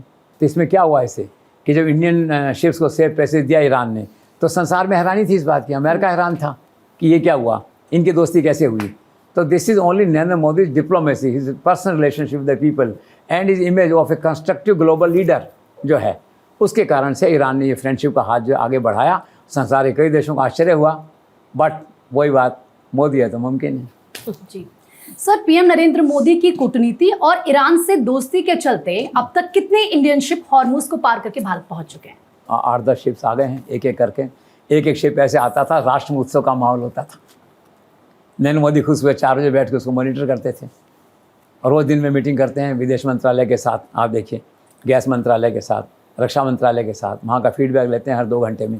एक शिप को मॉनिटर करते थे, वहाँ से निकला कि नहीं, गुजरात पहुँचा कि नहीं, महाराष्ट्र के उस पोर्ट पे पहुँचा कि नहीं, सारा जो है। तो 8-10 शिप आए, बहुत बड़ी बात थी उसमें।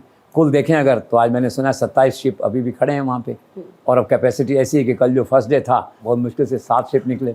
7 वो निकले जिनका पहले एग्रीमेंट था ईरान के साथ में, क्लियरेंसेस थी उनके पास में। अब आज थोड़ा सा समझौता वार्ता का थोड़ा बहुत माहौल बना है, तो लेट्स होप। कुल मिला के सुना है कि 800 जहाज वहाँ अटके हुए हैं, और बंदरगाहों पे अरबों रुपए का सामान वहाँ पड़ा हुआ है।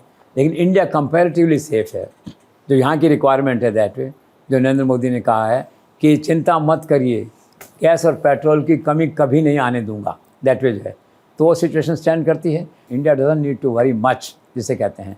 हमारी स्थिति कंपैरेटिवली काफ़ी ठीक है इस समय। सर, प्रधानमंत्री ने कहा कि ये युद्ध की घड़ी है, और युद्ध की घड़ी में परेशानियां हमें मिलकर अब साथ में इससे निकलना होगा, परेशानियों का सामना हमें करना होगा। सवाल ये है सर, तमाम प्रयासों के बावजूद भी क्या आने वाले दिन परेशानी भरे होंगे?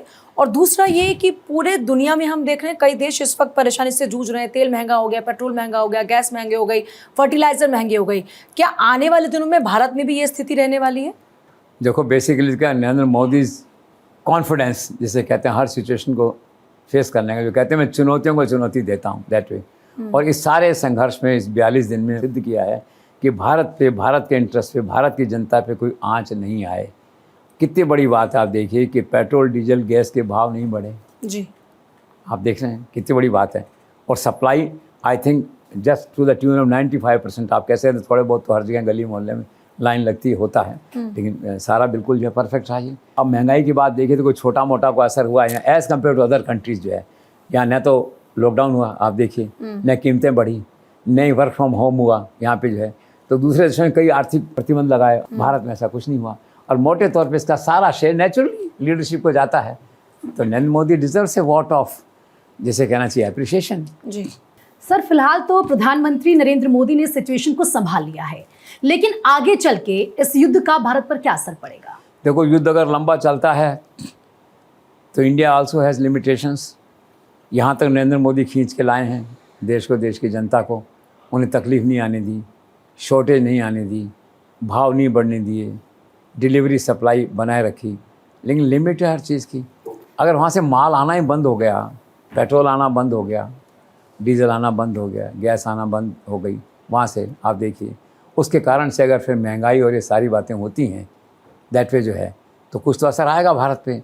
लेकिन ये निश्चित है कि आज जो लीडरशिप है और जो उनका जो कमिटमेंट है उनकी सरकार का, जिस तरह से इन्वॉल्व है वो सारे प्रोसेस में, असर आएगा तो वो टोकन असर होगा, नॉमिनल असर होगा। और संसार के किसी भी दूसरे देश की तुलना में हमारा जो नेगेटिव इम्पैक्ट है इस वॉर का, वो आपको कम से कम दिखाई देगा। आप देखिए ना, एक सर्वदलीय बैठक करी उन्होंने, पहले विश्वास में लिया सबको, मिनिस्ट्रियल ग्रुप बना दिया, सेक्रेटरीज का ग्रुप बना दिया, दिन में सबकी मीटिंगें होने लग गई। इतना मॉनिटरिंग तो बहुत मुश्किल है, शायद ही कोई देश करता हो, शायद ही कोई प्रधानमंत्री करता हो या राष्ट्रपति करता हो, दैट वे जो है। तो दिक्कतें आ सकती हैं, मेजर चिंता की बात नहीं है। सर, मोदी सरकार ने इस ऐतिहासिक संकट से निपटने के लिए क्या क्या महत्वपूर्ण कदम उठाए? सबसे बड़ा कदम तो उन्होंने जो छूटते कहा था उसके अंदर है कि सिटीजन सेफ्टी फर्स्ट जो है, और दूसरा उनका भरोसा, कमी नहीं आने दूंगा सप्लाई में, गैस हो, पेट्रोल हो, ये है। और तीसरा क्या है कि मॉनिटरिंग, फिर जमाखोरों के खिलाफ कार्रवाई, सर्वदलीय बैठक में सबको विश्वास में लेना, मंत्रियों के ग्रुप बनाना, सेक्रेटरीज़ के group banana, that way daily monitoring करना। और संसार के जो दूसरे देश हैं जहाँ से हमारी सप्लाई होती है, उनसे पर्सनली फ़ोन करके अपना संवाद बनाए रखना, अपना कनेक्ट बनाए रखना, और अपनी जो पर्सनल इन्फ्लुएंस है, पर्सनल जो मॉरल अथॉरिटी है, उसको देश के लिए यूज़ करके वो इस स्थिति पे यहाँ तक लाए कि ये 42 दिन हमारे जो है अभी तो लगभग अच्छे कट गए, कोई बड़ी मुसीबत हमारे सामने नहीं आई है, लेकिन थोड़ा बहुत तो आएगा जब वक्त आएगा। तो फिर सर भारत में हम कहाँ कहाँ से यूरिया, तेल, एलपीजी, गैस ये सब ले रहे हैं? कितना स्टॉक इन सब का हमारे पास बचा हुआ है?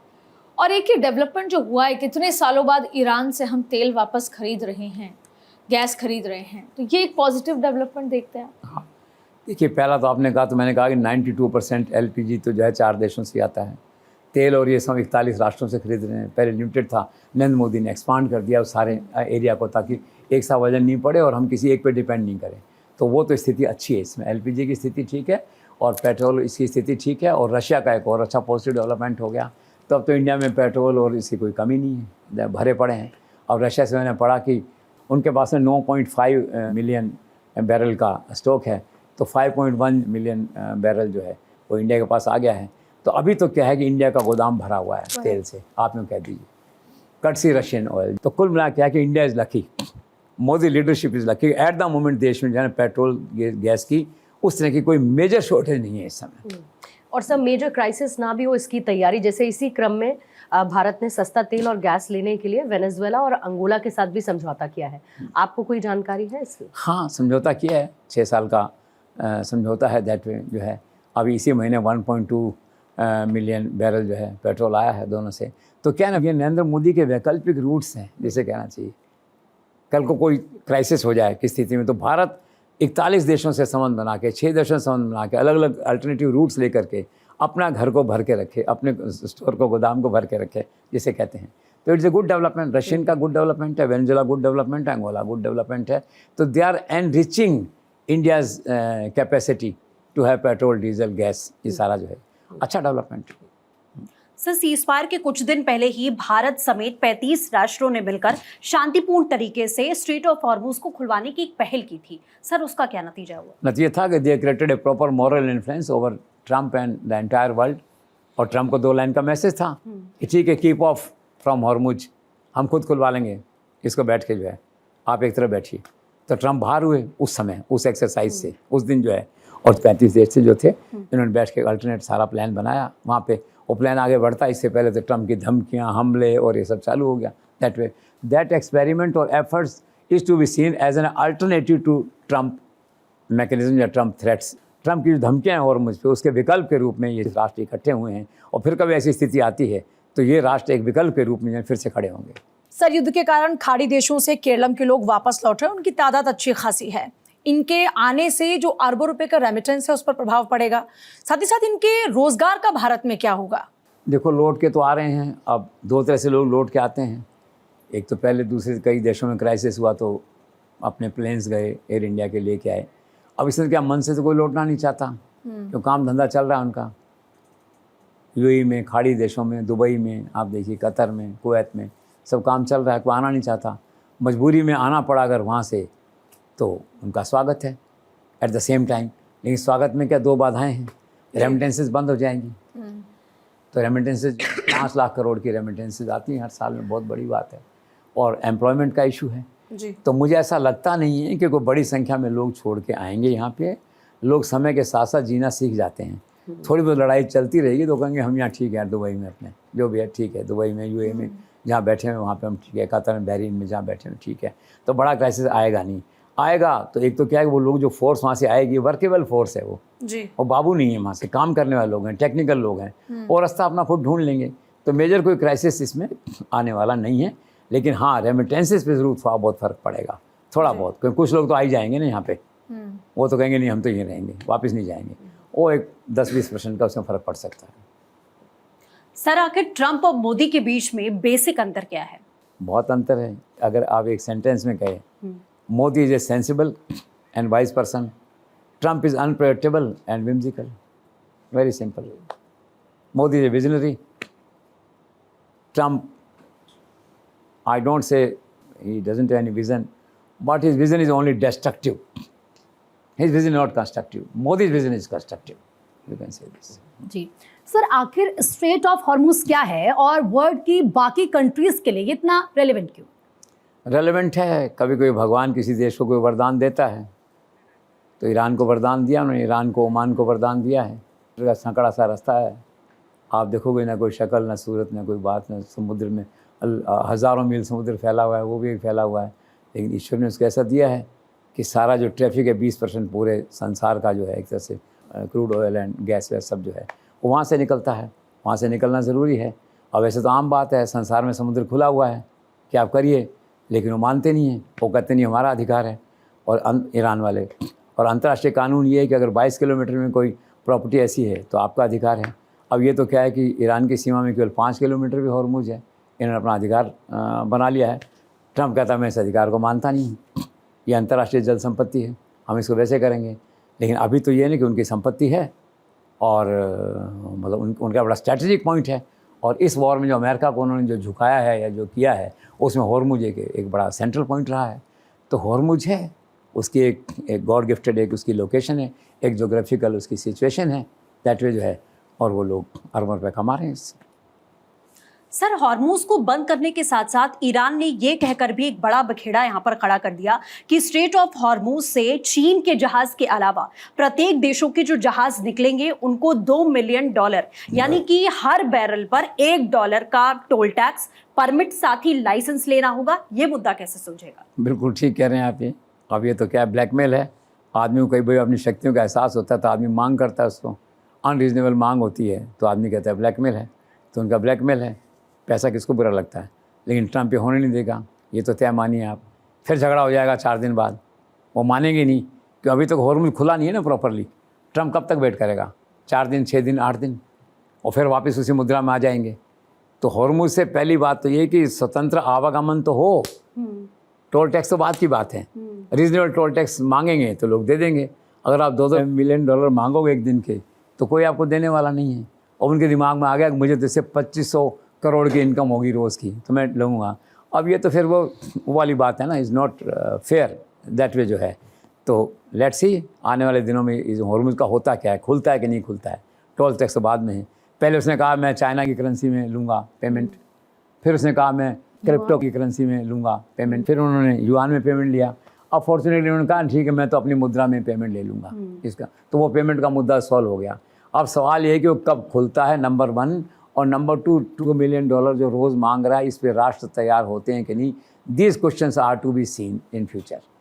सर, और एक पल के लिए अगर मान भी लेते हैं कि अमेरिका और ईरान की जंग लंबी चलती है और स्ट्रेट ऑफ हॉर्मुज लंबे समय तक बंद रहता है, तो भारत समेत दूसरे देशों के पास में और समुद्री वैकल्पिक रास्ते क्या बचते हैं?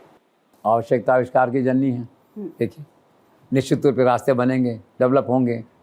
वैसे तो कोई इश्यू नहीं है ना, समुद्र हज़ारों लाखों किलोमीटर समुद्र फैला हुआ है। अब ये हॉर्मुज फंस गया बीच में, बढ़ा देंगे इसको किसी दिन जो है। विकल्प में टाइम लग सकता है कुछ दिन जो है, लेकिन संसार बहुत आधुनिक है। अमेरिका आधुनिक कंट्री है, बड़ा इंफ्रास्ट्रक्चर वगैरह उसका बड़ा स्ट्रॉन्ग है। आप देखते हैं दैट वे है, तो सोल्यूशन ढूंढ लेंगे लोग जो है। बेसिकली इसमें यह है कि America will find a solution if the situation comes. Sir, इस युद्ध के बीच में अमेरिका ने रूस से तेल खरीदने के लिए जो छूट दी थी 11 अप्रैल उसकी तारीख थी, वो आज खत्म हो रही है। तो नाउ व्हाट नेक्स्ट? अब इसके बाद क्या? मेरा आकलन ये की तारीख बढ़ेगी आगे। आज अमेरिका कंडीशन थोपने की स्थिति में नहीं है, और ख़ास हॉर्मुज का जो क्राइसिस है उसको दे, और उसको इंडिया का मॉरल सपोर्ट भी चाहिए। तो लगता है मुझे और आगे बढ़ जाएगी वो जो छूट है कि रशियन तेल आप खरीद सकते हो, अमेरिका का कोई प्रतिबंध नहीं है। तो वो जो छूट है उनकी, आई एम होपफुल ये आगे एक्सटेंड हो जाएगी। सर, हॉर्मुज ब्लॉकेज की जो घटना है इसके बाद मुझे याद आता है 1956-57 का स्वेज नहर blockage. Would you like to explain this incidents? हाँ, कह सकते हैं टू सम एक्सटेंट। 56-57 में नासर थे मिस्र के राष्ट्रपति।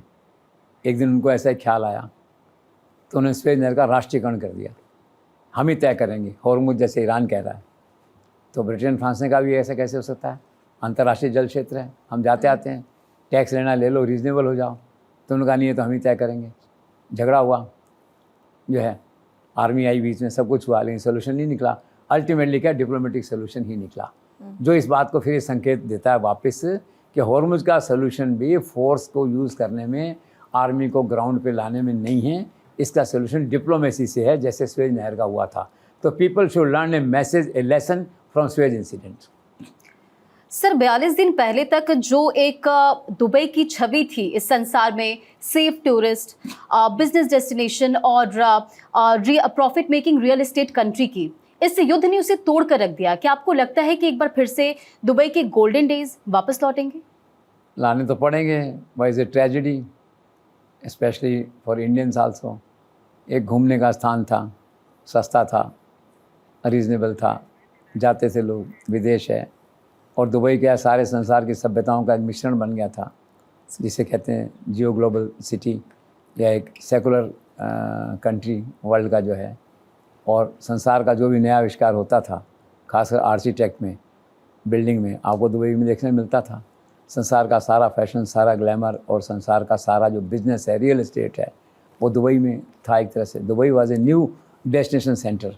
और बाकी देश के पुराने हो गए थे, लंदन है आपका, फ्रांस है, अमेरिका है। ये जो है दुबई 21वीं सदी का राष्ट्र था। संसार का नए से नया जो प्रयोग है दुबई में होता था। लोग खुश थे, खुशहाल थे।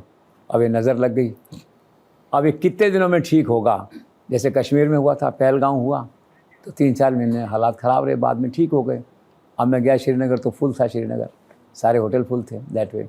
तो समय लगेगा और डिपेंड इस पे करेगा आने वाले दिनों में। फिर हमले तो नहीं हो रहे वहाँ पे। जिस दिन हमले बंद हो जाएंगे दुबई पे किसी भी सिस्टम के तहत जो है, उसके 3-4-5 महीने के अंदर दुबई खड़ा होगा। लेकिन फिर भी वो नहीं होगा जो था।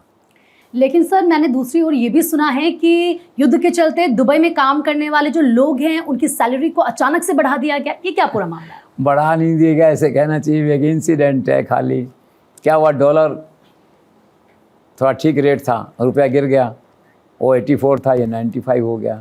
अब वो रुपये का रेट गिर गया उस कैलकुलेशन में। सैलरी लोग जो हैं उनको 1-2 महीने के लिए प्रति माह ज़्यादा मिलने लग गए। तो बस एक बात ऐसी आ गई कि इस युद्ध का आस्पेक्ट ये हो गया, जो छोटे लोग थे, सैलरी लोग थे, उनको 2 पैसे उसमें ज़्यादा मिले। This is all.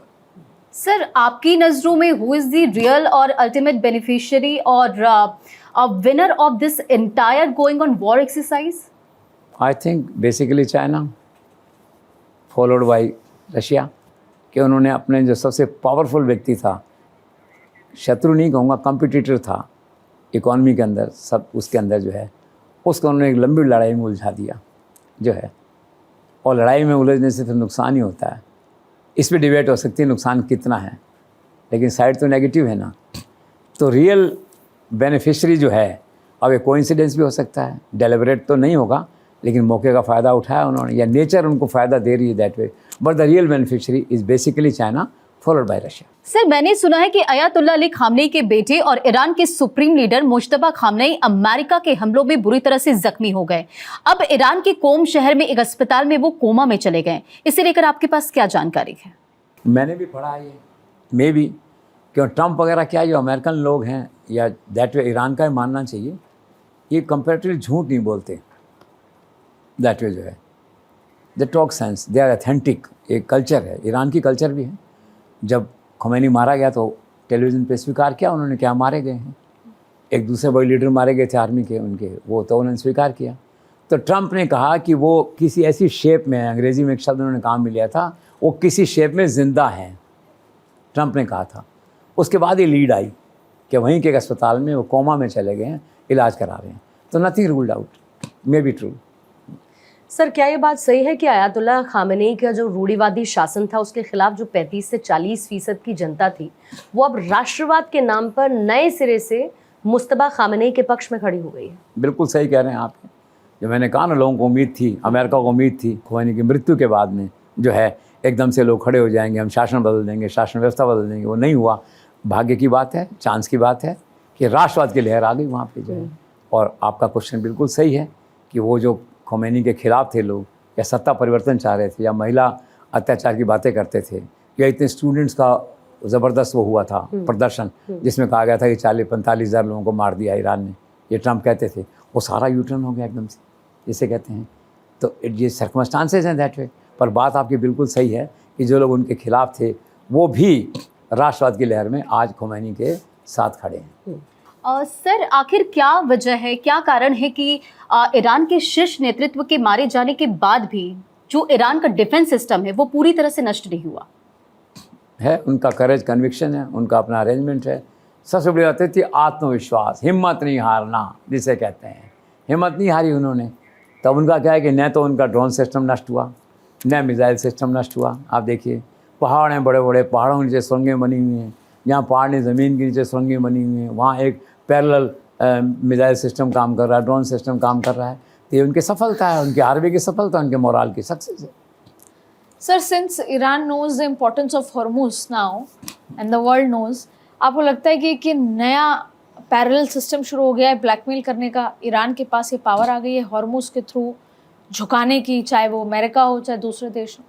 ये एक नया आविष्कार है। कभी कभी क्या डिस्कवरीज होती हैं लाइफ में, तो डिस्कवरी है ईरान के। ईरान को समझ में आ गया कि ये जो बेकार से एक तकड़ा रूट था, मालवाहक जहाज निकलते थे, वो अचानक इतना इम्पोर्टेंट हो गया। तो उसकी बार्गेन पावर आ गई ईरान के हाथ में। उसने झुका दिया सारे संसार को एक तरह से, और अमेरिका प्रेशर क्रिएट कर दिया कि इसको ठीक करो। तो ये बात फैक्ट है कि ये एक पॉलिटिकल माइल्ड ब्लैकमेल या बार्गेन है। हॉर्मुज जो है एक सॉफ्ट पॉलिटिकल ब्लैकमेल या बार्गेन है जिसको ईरान ने डिस्कवर किया है, और आगे भी भविष्य में जो बातें होंगी उसमें ईरान अपने स्टम्प कार्ड को यूज़ करता रहेगा। और सर फिलहाल जो ईरान है वो हॉर्मुज टोल टैक्स वसूल रहा है चीन की करेंसी युआन पे।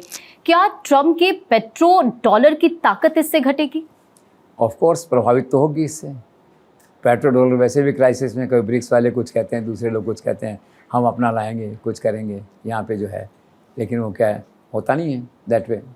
तो अब ये पेट्रो डॉलर की बात तो है कि लोकल करेंसी भी चलेगा तो पैसा बड़ा है, अमाउंट बड़ा है। हॉर्मुज से जो टोल टैक्स का कलेक्शन होगा इज़ ए ह्यूज अमाउंट। तो to that extent dollar will lose its relevance in that area. It is absolutely correct which you say. Sir, खाड़ी देशों के बाद अब जापान और दक्षिण कोरिया के मन में भी संदेह पैदा हो गया है कि अमेरिका के संरक्षण में खाड़ी देशों की तरह वो भी सुरक्षित नहीं है। तो क्या अब ये जो देश हैं ये अपने लिए ऑप्शन को ढूंढेंगे? एब्सोल्युटली, खाड़ी देशों के इतने विकल्प ढूंढेंगे। ये सुरक्षा में क्यों गए थे अमेरिका के? क्या चाइना अटैक कर दे, उत्तर कोरिया अटैक कर दे, हमारी रक्षा में आएगा? और उन्होंने देखा तो यार इजराइल की रक्षा ही नहीं कर पाए, खाड़ी देशों की रक्षा नहीं कर पाए, हमारी क्या रक्षा करेंगे? तो भरोसा टूटता है, ट्रस्ट टूटता है। तो कोई बड़ी बात नहीं कि आने वाले दिनों में अगर खाड़ी देश अपनी लॉयल्टी शिफ्ट करते हैं अमेरिका से, तो this Japan and South Korea they may also follow the route. Sir, अपने तुगलकी अंदाज के चलते अब ट्रंप ने अपने घर के बगल में जो एयरपोर्ट है उसका नाम रख दिया है ट्रंप एयरपोर्ट। इसे लेकर आप क्या कहना चाहेंगे? राजा है, राजा का मूड है, और मूडियर अपन कहते हैं पहले जो है, तो एयरपोर्ट का नाम ही रख दिया। थोड़ी सी दूर है एयरपोर्ट, $50 लाख लगा दिए उस पर ठीक करने पे जो है, और ट्रंप एयरपोर्ट कहलाएगा। तो ठीक है, जीवन की कुछ अंतिम इच्छाएं होती हैं हर व्यक्ति की, ट्रंप की भी इच्छाएं हैं जो उनकी पूरी कर रहे हैं। But for God sake don't play with the world peace, ये मेरा कहना है जो है। और सर इसी प्रकार अमेरिका में $100 के नोट पर भी ट्रम्प के सिग्नेचर होंगे। आखिर कहाँ जाकर रुकेगा ट्रम्प का सेल्फ ग्लोरिफिकेशन? होता है विद द ग्रोइंग एज, कहते हैं सेल्फ ग्लोरिफिकेशन बढ़ता है। तो Trump is no exception that way. तो डॉलर पे कुछ भी चाहेंगे हो जाएगा, नाम लिख दिया जाएगा, उनके डॉलर पे साइन हो जाएंगे उनके जो है। एक आदमी सोचता है मैं कुछ ऐसा कर जाऊँ कि इतिहास मुझे याद रखे, तो एक काम ये सोचते हैं कि ठीक है एक इतिहास में रहेगा, करेंसी में मेरे सिग्नेचर हुआ करते थे, फाइन, स्मॉल थिंग्स। सर, एक बात बताएं, इस 42 दिन के युद्ध में अमेरिका ने क्या हासिल किया? ह्यूमिलेशन बेसिकली, कि loss of diplomatic Prestige, 1 perception, loss of perception, Iran से हार गए, ज़बरदस्त आर्थिक नुकसान, ठीक है, और ध्यान डाइवर्ट हो गया, प्रायोरिटीज चेंज हो गई, डेवलपमेंट से हटा करके आप आ गए वॉर के ऊपर, ट्रैप में आ गए, और आगे पता नहीं है कि ट्रैप कितना लंबा चलेगा, क्या ये वियतनाम बनेगा, क्या बनेगा, कुछ नहीं कह सकते। तो अभी तो America is on A losing side, और सबसे बड़ी बात यह है कि हमला करने का कोई पर्याप्त कारण नहीं था। वो परमाणु बम बना के ले नहीं आया था, अगली सुबह उसको फोड़ना नहीं था न्यूयॉर्क में जा कर के। वो चल रहा है, उसका काम बरसों से चल रहा था, डिप्लोमेटिकली हैंडल करते या फोकस करते।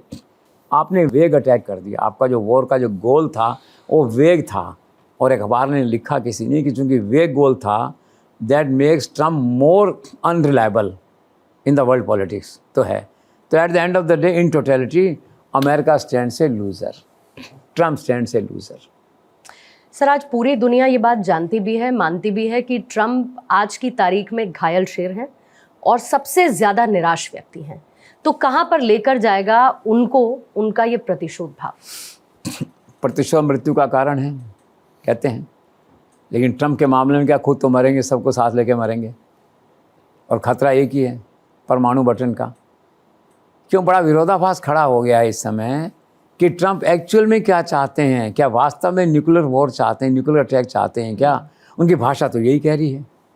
अब मन में उनके क्या है तो उसका पता नहीं। पहले उन्होंने उस दिन कहा कि संसार की एक सभ्यता खत्म हो जाएगी, लौट के नहीं आएगी। आज फिर कह दिया कि ईरान के लोगों को यह ख्याल नहीं है, एहसास नहीं है कि आज वो इस वार्ता में भाग लेने के लिए ही जिंदा हैं। कितने एक निराशावादी व्यक्ति के जीवन के अंतिम वाक्य होते हैं, जैसे ऐसे वाक्य दिख रहे हैं, डरावने वाक्य। तो आप कहते हैं घायल शेर है वो, तो क्या करेगा? It is to be seen. अब एक ही आवश्यकता है कि चाइना जैसे लोग, रशिया जैसे लोग या भारत जैसे लोग, नरेंद्र मोदी जैसे कंस्ट्रक्टिव लोग जो हैं, ट्रंप को इस आत्महत्या के रूट पे जाने से रोके। आत्महत्या संसार के लिए जो है ये। तो आपने कहा कि ट्रंप के मन में क्या और ये घायल शेर क्या करेगा? It's a very serious question, बहुत डरावना सवाल है।